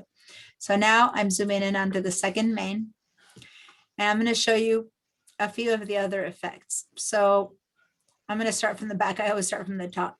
There's the wrinkle tool. All of these tools have two things you need to take into account. So watch for a minute. See this circle that's appearing? I'm not clicking yet. I'm just showing you the circle that moves around when I move my mouse. Do you see that? It's a bit hard to see. Maybe on the blue you see it better. That's the size of my brush, okay? Now I can change the size of this, and the way I would change the size, if I want it smaller or bigger, watch, I am going to make it smaller and bigger by double clicking it, and then I can make the width, the brush dimensions, this is called a brush, and I can make it bigger or smaller, okay? Now, I don't want to change any setting right now. I want all the settings to be the way they are by default. So I'm going to say cancel, but there's many ways to modify these tools, and you do that by double clicking on them. Now, without modifying it, on the shape that's selected, I'm going to show you what happens when I just click. And I click. And I click. It's beginning to modify. This is the wrinkle tool. So it's kind of wrinkling up my main. Now, the difference is how long I hold it and what I do with it. So I just do a quick click. It's just a little modification. If I click and hold, it starts to really kind of do harder stuff. And then when I click and drag and hold, then it moves it a little bit around, okay? Now, as you can see, it's kind of wrinkling it in up and down modes and up and down shapes. If I wanted it to then go sideways here, for example, then I could double click and then change the direction of it, right? And like in the angle, I could go ahead now and tell it to change in 90 degrees, and I'll say, okay. And then when I go over here, it's gonna start going now, since I already had it done, it's beginning to piecemeal it, but it's okay. So play around with that a little bit until you've got some funky main. When the tool gets too crazy, you can always hit reset and it goes back to being the basic set of tools. All right, and then I'm going to click away and look at my main. It was pretty fun, except for here where I did a double shape angle. But how's that working out for you guys?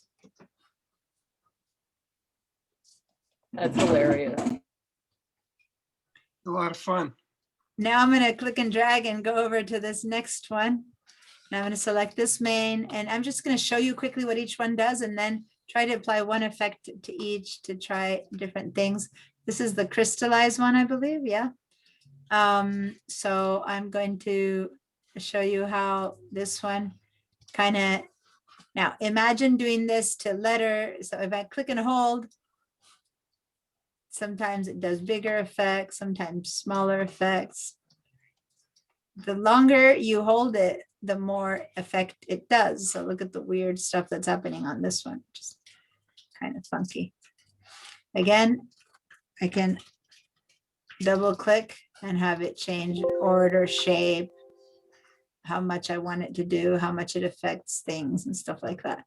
The thing I like to change the most is usually the angle, because if not, it stays in one order. And so now my hair is going to a different direction or something.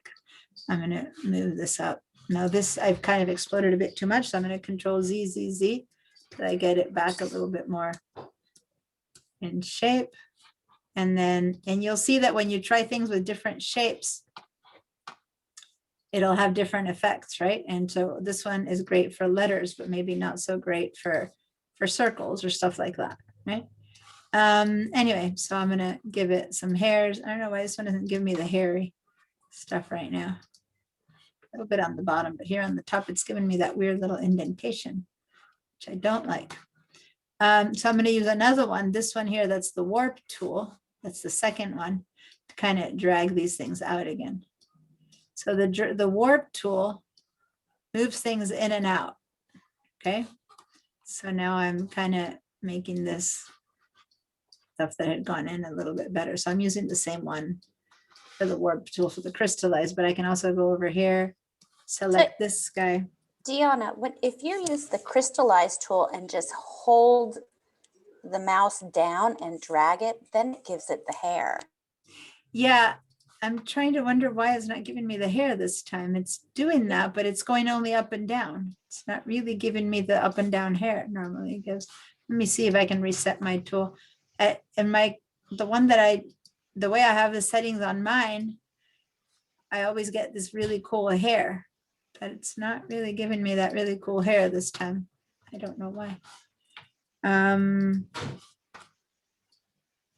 It's giving me these like whiskers, see, sideways. I'm trying to change it. I think the settings are very different than the one I have at home. I'm trying to figure out why. Give it. I didn't just click, I dragged it, and that's what made it interesting. Yeah. Click and drag, but right now it's dragging for me sideways. That's what I'm trying to say. It's so weird. It's opening, see, like whiskers, top to right. It's not allowing me to do the outwards hairs. I usually use this to make standing hairs. So I don't know. But anyway, I'd have to change the settings.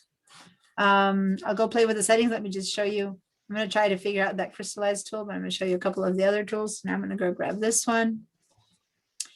And the scallop tool, this one's kind of fun. This one's giving me. So again, you click and you drag, you click and you hold, you move it up, you move it down. Okay. And this one you can do some funky stuff. I think I'm done with that one. Let me move to the other one. This is a good example. I'm going to hold on the control key, select this main, and then just go control plus plus plus. And I go straight into that, but I didn't have to go and select that tool this way. The pucker tool. Oh, the twirl tool is kind of funky. Look at the twirl tool. I click and hold, and that's one big curl. This one really does make a difference how long you hold. Look how long I'm going to hold it now. I'm going to click and really hold, and it makes a huge amount of twirls. I'm going to click and hold a little bit, click and hold it again. Now, when you double click on it, you can switch the direction, the twirl rate, how much detail, how much, and I'm going to go backwards, and now it's going to go in the other direction. Pretty fun. And then you twirl the existing twirls. It's like having curlers on top of curls. All right. Anyway. How did you twist in the other direction? You double click on it. Or double click?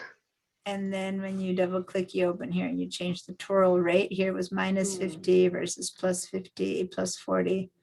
You know, you can make it in different options and stuff like that. You can change the angle, the intensity. The pucker and the bloat tools are opposites of each other. The bloat thing makes things bigger. The pucker tool makes them smaller.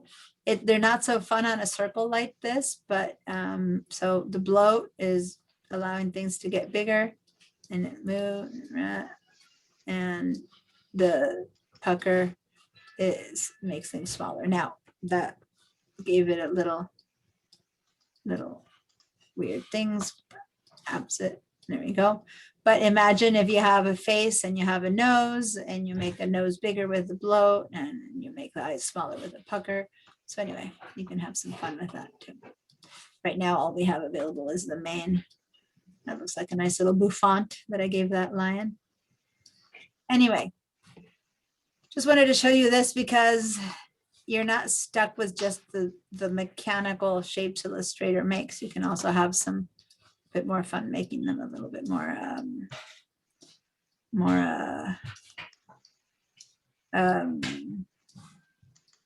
Wild. yeah, what more organic, I guess, is the example. You start with a circle and then you with something that looks a bit more handmade. That said, you can always then grab the white selection tool and adjust hair by hair, you know, just because now you know how to make things happen also one by one. So this is random and exciting, but you can also then still make things happen with the other tools. You can select that and add more anchors to it and take more anchors away and move things around. You know, you still have that option. All right, so let me see. I'm going to see if I can figure out this crystallized tool that wasn't doing what I wanted it to do by double clicking and width and height, angle, intensity. If I change.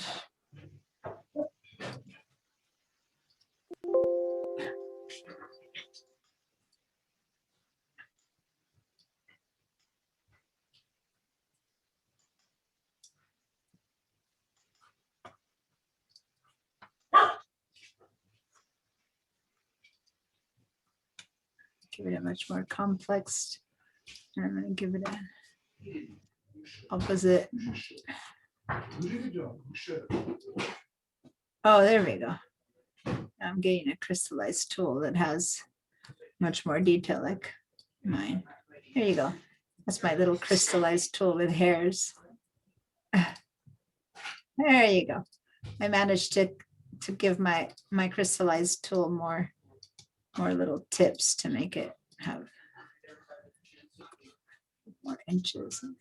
A bit too many. All right, so basically you double click and you modify them to whatever you think works to play around with them. All right, and so now I'm going to, there you go. Those are all the mains I came up with the little sets of tools. The only one that got pretty wonky there is the curls, the twirls. All right. Excuse me, Diana, could you Yes. kindly repeat when we hover over and we see that circle, it shows the width of the brush. How do we make that brush smaller? You go to, well, one, you either, double click and change it with the settings here, or let me select the main again. Hold on, select this main. And if you go to your, oh, no, that shortcut isn't. I was going to tell you to use a key that makes them smaller or bigger in Photoshop, but it doesn't seem to be working in Illustrator, which is the brackets. So I guess, no, the only option is to just double click and change the size of your brush here. So here it says an inch, 1.3 inches, and you change it here. Yeah. I think it's the option key. Is it the option key here? No.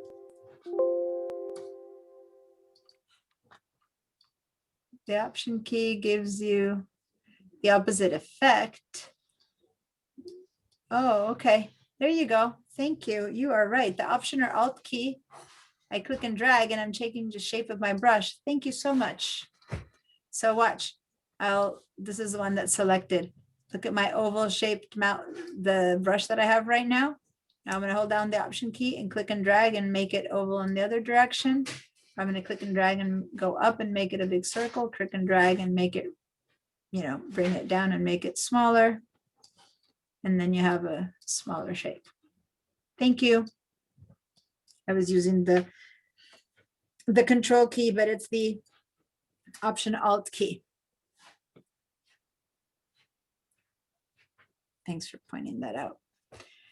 I have to say that the one thing that throws me for a loop is that I use a Mac all my life at home as my Illustrator when I work professionally. And then when I go teach in school, I teach in the Mac lab whenever I teach all these Adobe programs. So I rarely do these things in in the PC, which there's not much difference, but my brain, I go to the keyboard and I immediately want to do the Mac shortcuts. And so I always have to switch my brain around when I'm working in VMI. All right, how's it going? Any questions? I want to show you guys a few more things before class is over about how to draw things that are more free flowing.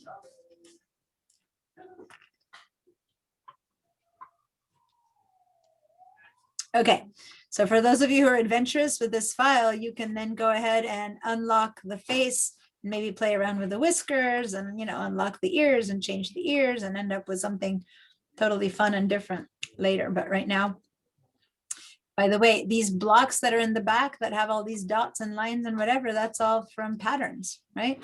You just created a square and filled it with a pattern, the patterns that we were showing you the other day. So yeah, everything you've learned right now, you could easily create these lines if you try. So if you want to try to recreate one of these lines also with your own flair as homework, you're welcome to do that. Other than that, as homework, I'd like you, if not to draw something else with your curvature tool, or I'm going to show you another tool now, and you can draw something else with these tools that I'm going to show you next. All right. Okay, let's save that file so you don't lose anything you've been doing. And now let's go ahead and start with something from scratch. So let's go to File, New.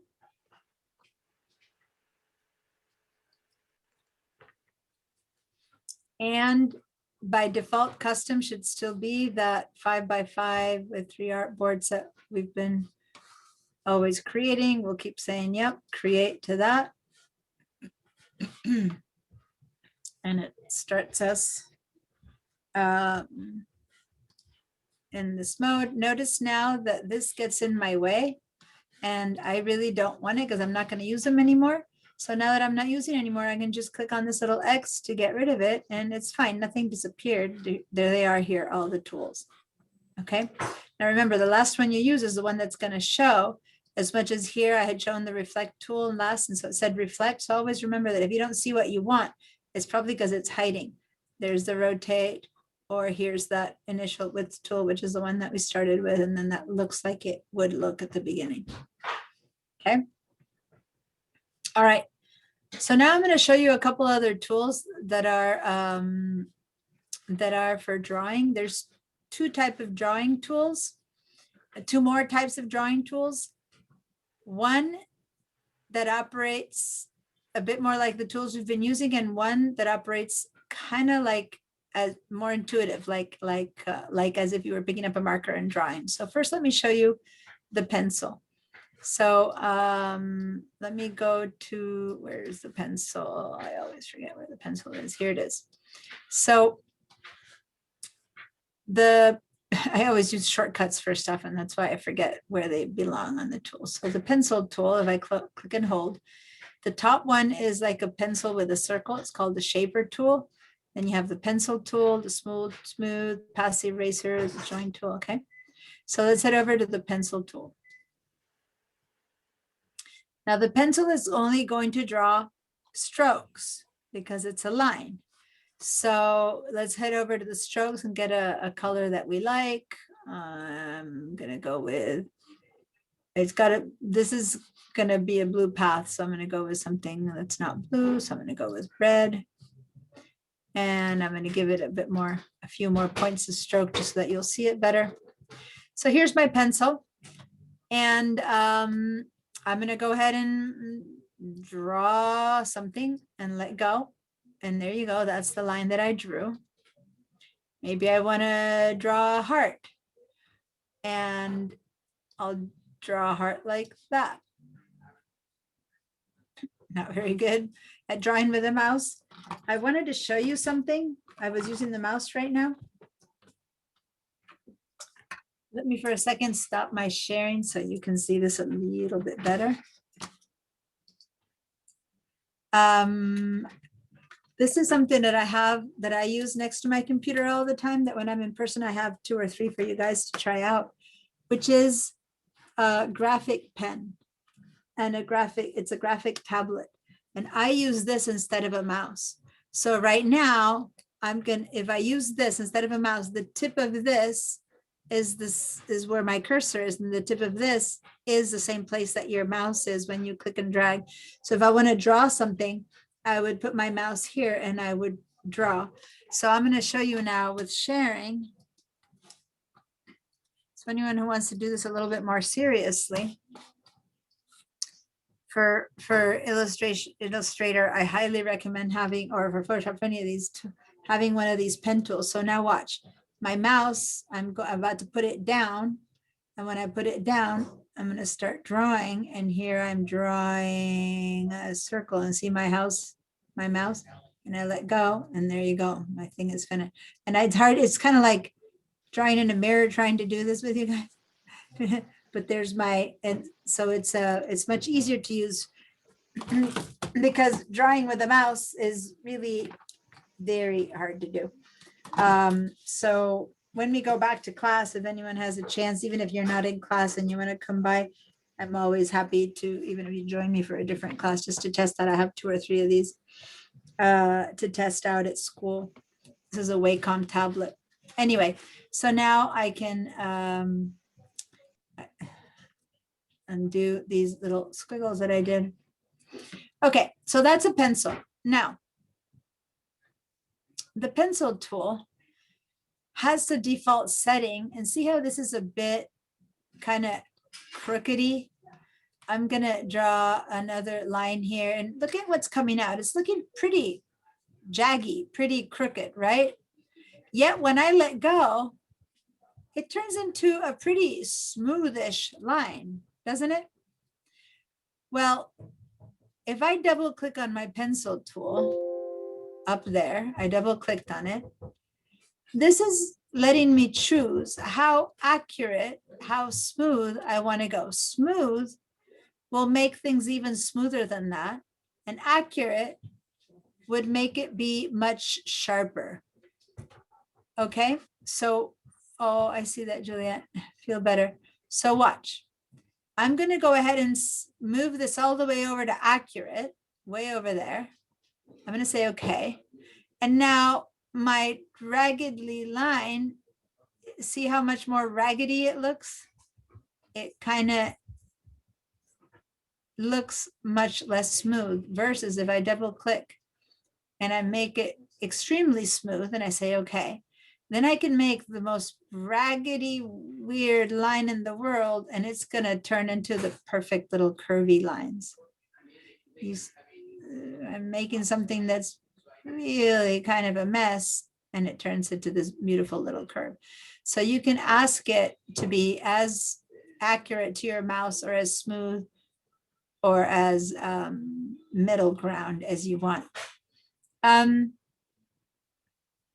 going to go back to the basic setup, which is in the middle. Now, have you noticed then the difference? Have you double clicked and shown? So as you can see, this would allow you to draw with just regular drawing tools, which once again, it's kind of hard with a mouse to do that, but with a pencil like the one I'm using, you just click and drag, and you can actually draw a logo, a pear, an apple, or whatever you want. Now watch. I'm going to draw again a pretty jaggedy line. And right now it's on, the setting for that was kind of in that middle accurate. So what I'm going to go and choose the smoothing tool, which is under the pencil. Okay. And I'm going to go to this one. It's the one that's selected, and I want it to smooth the line out a little bit. So I'm going to kind of redraw over this area and let go. See how it smoothed it? Now I'm going to draw over this, and it's going to clarify it. It's just kind of cleaning the line up. Especially if I go to one of these jaggedy ones, I'll select it. You need to select it. And the smooth tool, if I drag it all kind of right over this and let go, see how it kind of, it makes the points more curvy. And the more I go and I keep going and I keep going, by the time I'm done, I'm going to end up with this perfect little line, even though I started with a very jaggedy line, because it softens the curve. So this heart that I had made, if I select this heart that I made the first time that looked kind of weird, if I keep drawing around and around with it with my smooth tool, it's kind of turning into a much better tool than that heart that I first started with. Whoops. I don't like the last thing I did there, but doesn't that look much nicer now? I don't know if you saw when I first made it, it was very off-centered and kind of off, but that's a much better heart now. So again, you draw something, and again, I'm going to kind of go with this weird little heart, and then with a smooth tool, I'm going to try to work these lines until I get a much better shape for it. Now this didn't even look like a heart, so I would have to move it. And by the time I softened that indent, and so now by softening that indent, it doesn't look like a heart anymore. That was an oopsie. But the more I pass by, the less it does, until finally I'm going to end up with just a couple of straight lines. All right. Any questions there about the pencil? So the pencil paints in strokes. So whatever you set as your stroke is what's going to happen. Now, don't forget that because it's a stroke, remember that width tool that we just did, where if it's a stroke, you can put on the width tool, and then you can also modify the width. So look at what I just did to that heart. I just went and gave it a little bit of perspective just by modifying the width of my stroke, which was all even, and now it's thin over here and fat over there, and it looks a bit more organic again, doesn't it? Diana, Yes. I phased out when you did the heart and you got it thin at the top. Could you show that again? Sure. All I did was I selected the width tool that I had shown you a few little, that exercise earlier with the lions. And then I selected the stroke and I thinned it over here and I fattened it over here. So here I'm going to fatten it even more at the bottom, which it's a bit weird because there's a little bit of an extra thing there. But that brings another question. It's a recurring theme with me. Can you do that with font? No, we're gonna do a lot of lettering and font. Next week we're gonna do coloring. We have coloring and lettering to go. There's other fun stuff you can do with font, but no, you can't grab text font and do funky stuff like this with it unless you turn it into an object, and that we will do. And once you turn it into an object, then you can't type it again or correct it if it's a typo in it, but it's shapes that look like letters. And then you can do the shapes, any of these things that we're doing to this. With that said, a follow-up question, final follow-up. Can you do the trace function with font and then manipulate it after it's been traced? Or is that... Trace, you mean not the one here, but the one because of before, the image trace, the one that gets... Yeah, I'm sorry, the image trace. Yeah, you guys don't know what he's talking about, but he's already done this class. Yes, you can image trace font and then treat it as object. Yeah, you totally can. Okay, cool. So So all these straight lines that you have here, which are kind of boring, if you now grab that width tool that I just showed you, you can start playing around with them and then begin to have like a whole different thing happening here, right? Between thin and thick and stuff like that. So consider the way of then modifying a very simple basic line that was so boring. You can get to start having some fun shapes happening here. All right. So that's the pencil. There's more to that, but there you go. We're beginning to have some cool stuff. Let's move over to, we only have a couple more minutes. So I'm going to show you the last tool. So that was I'm showing you the two opposite sides of the coin. The pencil is just a stroke. You draw something with strokes, okay? Now I'm going to show you the exact opposite. Now I'm going to show you drawing something with color, with fill. This is a bit more realistic to what we consider drawing, say with a marker or something. So over here, let's head over to the paintbrush and hold down the paintbrush and see that underneath the paintbrush, you have this thing called the blob brush tool. Okay, so head over to the paintbrush and right underneath it, you have the blob brush tool. Okay, now this shape, this paintbrush, you can make bigger or smaller, and the keyboards that I'm using to make bigger or small, the keys I'm using on the keyboard to make bigger or smaller are the brackets. If you don't know where to find the brackets because they're not keys that we use a lot, then look for the letter P. And right to the right of the letter P, you have the brackets there, the curly Q brackets and the straight square brackets.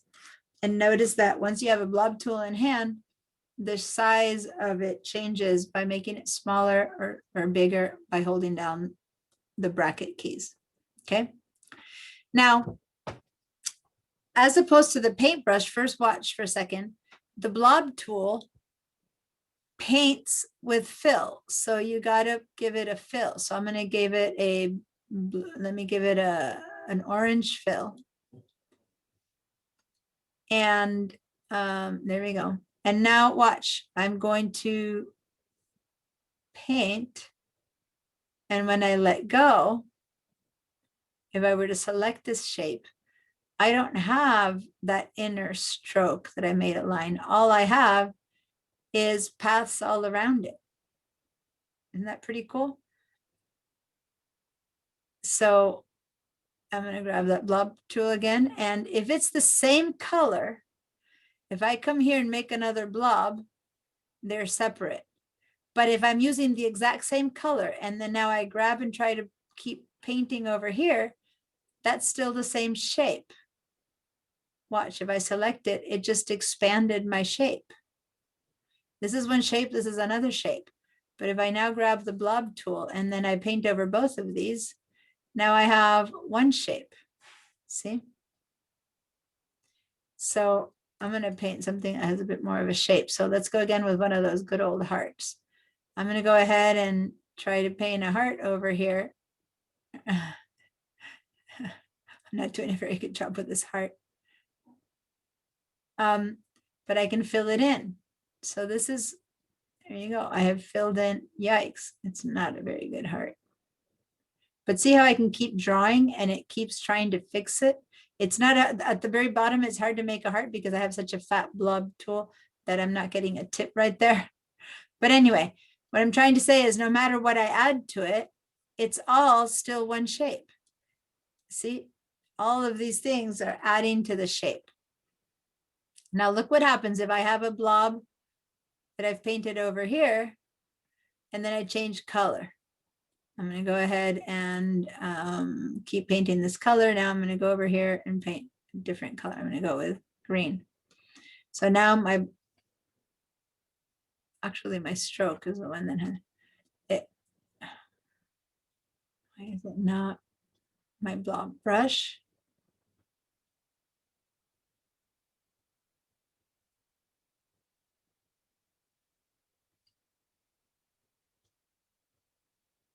Pink is not different enough. Orange. Painting with orange. When I try to paint over these colors, it won't merge.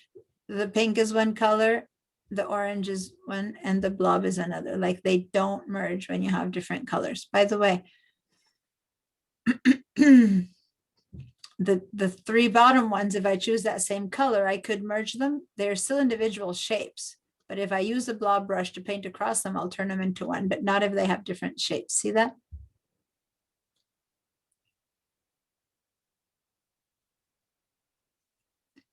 So with the blob brush being what it is, I could make it a really big circle and maybe first paint a circle that's, there we go. I put one circle down, then I'm going to choose a different color.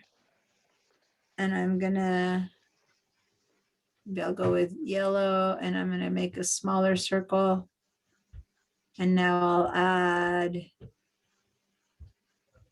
one eyeball there and one eyeball there. And I'm going to get it even thinner, get a little smiley. Ugh, that's a horrible smile, but my circle does not want to make a nice smile. Anyway, the whole point is that smile or not smile, these are separate shapes, right? And instead of having to draw shapes, I just used my mouse to make this. And as long as I use the same color, I can then give it a little. I'm trying to give it two teeth. Give it a little tiny bit of white and make a little white irises as opposed to black. Anyway, so that's the blob tool. So now you've discovered basically all of the different ways that Illustrator has for you to draw. The last one, which might seem the most obvious one, and I'm going to head over here, is the paintbrush itself. Now, the paintbrush itself has so many different settings and it's so many different complications, but it's also an awesome tool that's been there since the very beginning. So when you go to the paintbrush, which is right above the blob brush tool, and I have only 2 minutes left, so you guys are going to have to play around with these tools a bit and show me what you've done. Go to the paintbrush tool. It's going to tell you what brush it's using up here. So if I now draw something, it looks like some weird pair of stiff jeans came up, because over here is telling me what tool it's using. So I'm going to undo that. And I get to choose here what brush to use. And I don't know why that was the default one, but usually the default one is just one of these lines. These are 4 brushes that are here. And I have bazillions more brushes, but the basic brush is a line. Then you have like a charcoal brush here. So I'm going to go ahead and make a little charcoal line and make it even bigger. And look at that little fat line that I got going here. But make it a bit smaller, and it just looks like I'm drawing something. So it doesn't all have to be straight lines with Photoshop. With Illustrator, you can draw things. So these are just the basic brushes that kind of come. Here's one that's like a flat edged brush. And when I try to draw with that, look, this is what comes out. Pretty cool. How different than these straight lines that the pencil gives us, right? So the brush gives us a whole bunch of stuff, but if we click on one of these shapes, they're literally just a stroke. So this is a stroke followed by all of these shapes. So if I go back to what I was doing earlier, let me get rid of some of these big ones. If I grab, so I have less shapes here to show you. So if I grab one of these and select them, you'll notice that it's still paths and lines. And if I want to modify the curve or the shape of this, all I need to do, I could still just grab one of these anchors and move it over here and move that one over there and move that one over there. So even though there's all these tools to draw, the way to modify any of these is still that basic set of tools that I've showed you at the beginning. The white selection tool and the black selection tool to move the anchors in the path. Does that make sense? Because really Yes. you're just really drawing a long path, only sometimes it's just got a straight line attached to it, or sometimes it has this funky painting attached to it that makes it look like it's a, you know, pastel or charcoal painting, but in the end it's still a path with anchors. That's all it always is going to be. The only one that breaks the mold a little bit is the blob brush, where instead of painting a path, paints instead of painting the center, instead of having the paint be a stroke, which it is on the pencil and the paintbrush, the paint is a stroke. On the blob, the paint is the filler, and then the paths are on the outlines. And if you want to touch it, then you've created the outside paths, and then you get one of those, and you still modify it and change it to your heart's content and degree. Got it? So basically, no matter what element or shape that we're talking about, we're still always talking about the basic right arrow tool, black arrow tool to modify all these shapes, or to turn them from a square. If I were to grab this and turn this curved one and double click on it, I would end up making it into a square instead of making it into, instead of having a curve. So I'm double clicking it and boom, I'm getting squares there on the blob. So no matter how it got created, if I double click with the curvature brush, an anchor, it'll go from round to square and from square to round, no matter what tool we're using. Does that make sense? Now, I'm going to let you guys explore the fascinating options of paintbrushes. Let me tell you what I mean by that. Let me delete some of these guys. These are the sets of brushes that came in first. But here we go. But I want to show you that the first brush of them all that I used was this one, which seems weird, but it's basically painting with a photograph. And this is like the jean, the stitching on the lines of jeans. See that? It's painting with an image. Okay. That's painting with a different shape paintbrush. And then this basic one is just a line. Oh, sorry. I did one more. This basic one here, choose basic, is just a line. Wow, why is it default to that one? I'm trying to choose that one.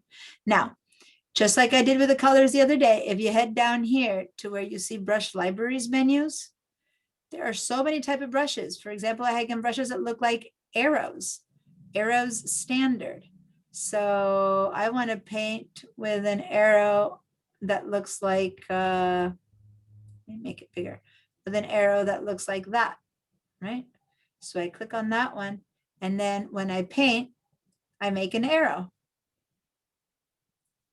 Now I'm getting kind of squiggly about it, but I chose that arrow. Oh, instead I'm going to go down here. I'm going to choose a bristle brush library.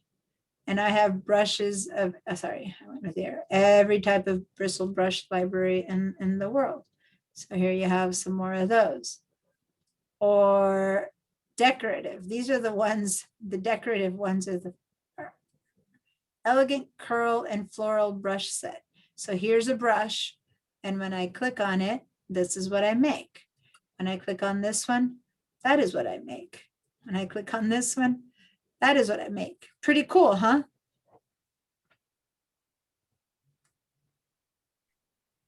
Very cool. I mean, you can play forever with these things and, you know, basically find so much more stuff. Now there's a whole bunch of other brush tools down here, right? So over here on the palette, if you make it bigger, then here you have the choice. Here's the brushes. And every one of the brushes that I chose jumped into my brush palette. Remember, I had started with the basic and the charcoal, and now I added the arrow. I added that kind of open petals. I added these little corners because I selected them from the library. So I'm going to go select, I don't know, an artistic chalk charcoal pencil brush. Let's see. I'm going to choose that brush and see how it pops into my brushes. And I'm going to choose that brush. Okay. So now I'm going to go paint with that brush, and there you go. That's what it looks like. I'm going to paint with that one, and that's what it looks like. Okay. So anyway, here's letting you guys play. So go to the library, choose brushes, have some fun.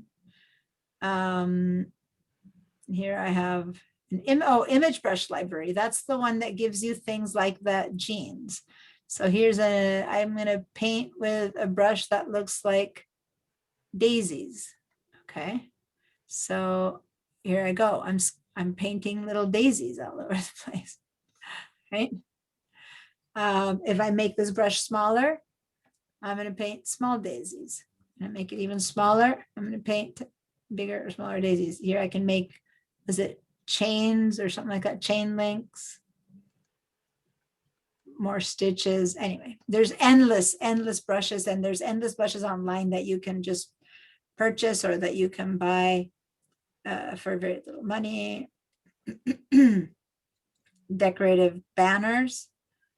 I'm going to make this little banner appear now. There we go. I just drew a banner because I chose that banner. Anyway, have some fun. I am aware that I'm 5 minutes over, but I just wanted to show you the wealth of stuff that you guys can play with now that you know how to use a few more creation tools. Okay.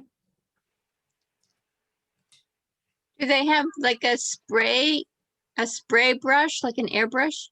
Yeah, they do. And it's down here, and I can show you more next week, but it's the symbol sprayer brush tool. But I can't show it to you right now because it's time to go. Okay. Play around with it Thank if you. you want. All right, unless there's any other big questions, that's it for today. I want you guys to send me stuff made with, you know, some of these tools that we made the lion manes with. I want you guys to consider that this is basically just a line, right? And if I select this line and apply one of these effects, maybe we can scallop it. There you go. Now I'm scalloping that brush, right? So everything can be treated with the same basic tools that I've shown you in different ways. So have fun, play around. So here I've messed up my banner with a scallop tool, and look at the disaster I made out of it, but hey, you can do it. We're going to be doing colors. We're going to be doing a bunch of other stuff next week, and we're going to venture into lettering. Okay. See you guys in a week. Send me your stuff and ask me if you have any questions. Thank you. Thank you. You're welcome. Bye.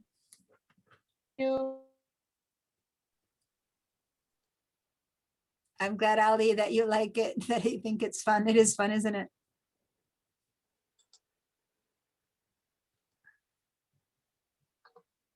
Bye.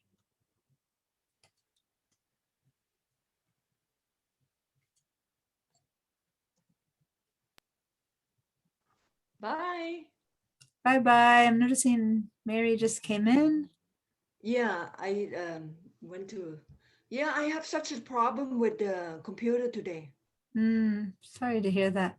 You never know why. It's so hard to tell. The other day I was having issues with my computer galore, and then it fixed itself and I did nothing to it. But I mean, in the context of Zoom and VDI, right? Other than that, I do know how to fix my computer. But when it comes to why sometimes the connection is good and bad, all I can think of it, we're all stuck with Cox. I don't know if you have Cox, but it's just so hard. You depend upon their quality, right? So yes, exactly. Yeah, but yeah, I will go back and watch the video and do that. Okay.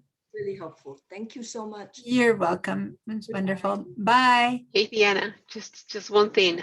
You said that we need to log out from Oh, yeah. VMware too. Thank you for reminding me. You're right. Let me share with you the screen. And that way, although it's just you, I'll tell people to watch the last 5 minutes. So one of these things is, well, we'll save this file. This is a bit of a messy file, but it helps. I'm going to save it anyway to remember that we played with it. This is pencil and brushes and blob. I'm going to save that. And then I'm going to close these things. And I'm going to close Illustrator, going up to the top here and clicking on the X and closing Illustrator and closing Bridge and signing out. I'm going to go down here to Google Drive, settings, preferences, disconnect account. Okay. And okay. And now here's the deal. Over here on the left side, click on this little tab that's here. You see the tab that I mean? It opens up this thing. Then you can sign out first from the student desktop and then from VDI itself. It's interesting. So you can click here where it says student desktop and just say log off from there or just close. Okay, I'll log off. Okay. I'm just going to close that so that my student desktop disappears. And then I'm still in VDI. Then I go up here to VDI and I log out of VDI. Okay. Log out of that. Sure you want to log off. Okay. And then we're back to here. And that I was told by tech support might help me with the connect. I don't know, but hey, got to give it a try. Yeah. All right. Thank you. You're welcome. All right. Bye. See you next week. Bye.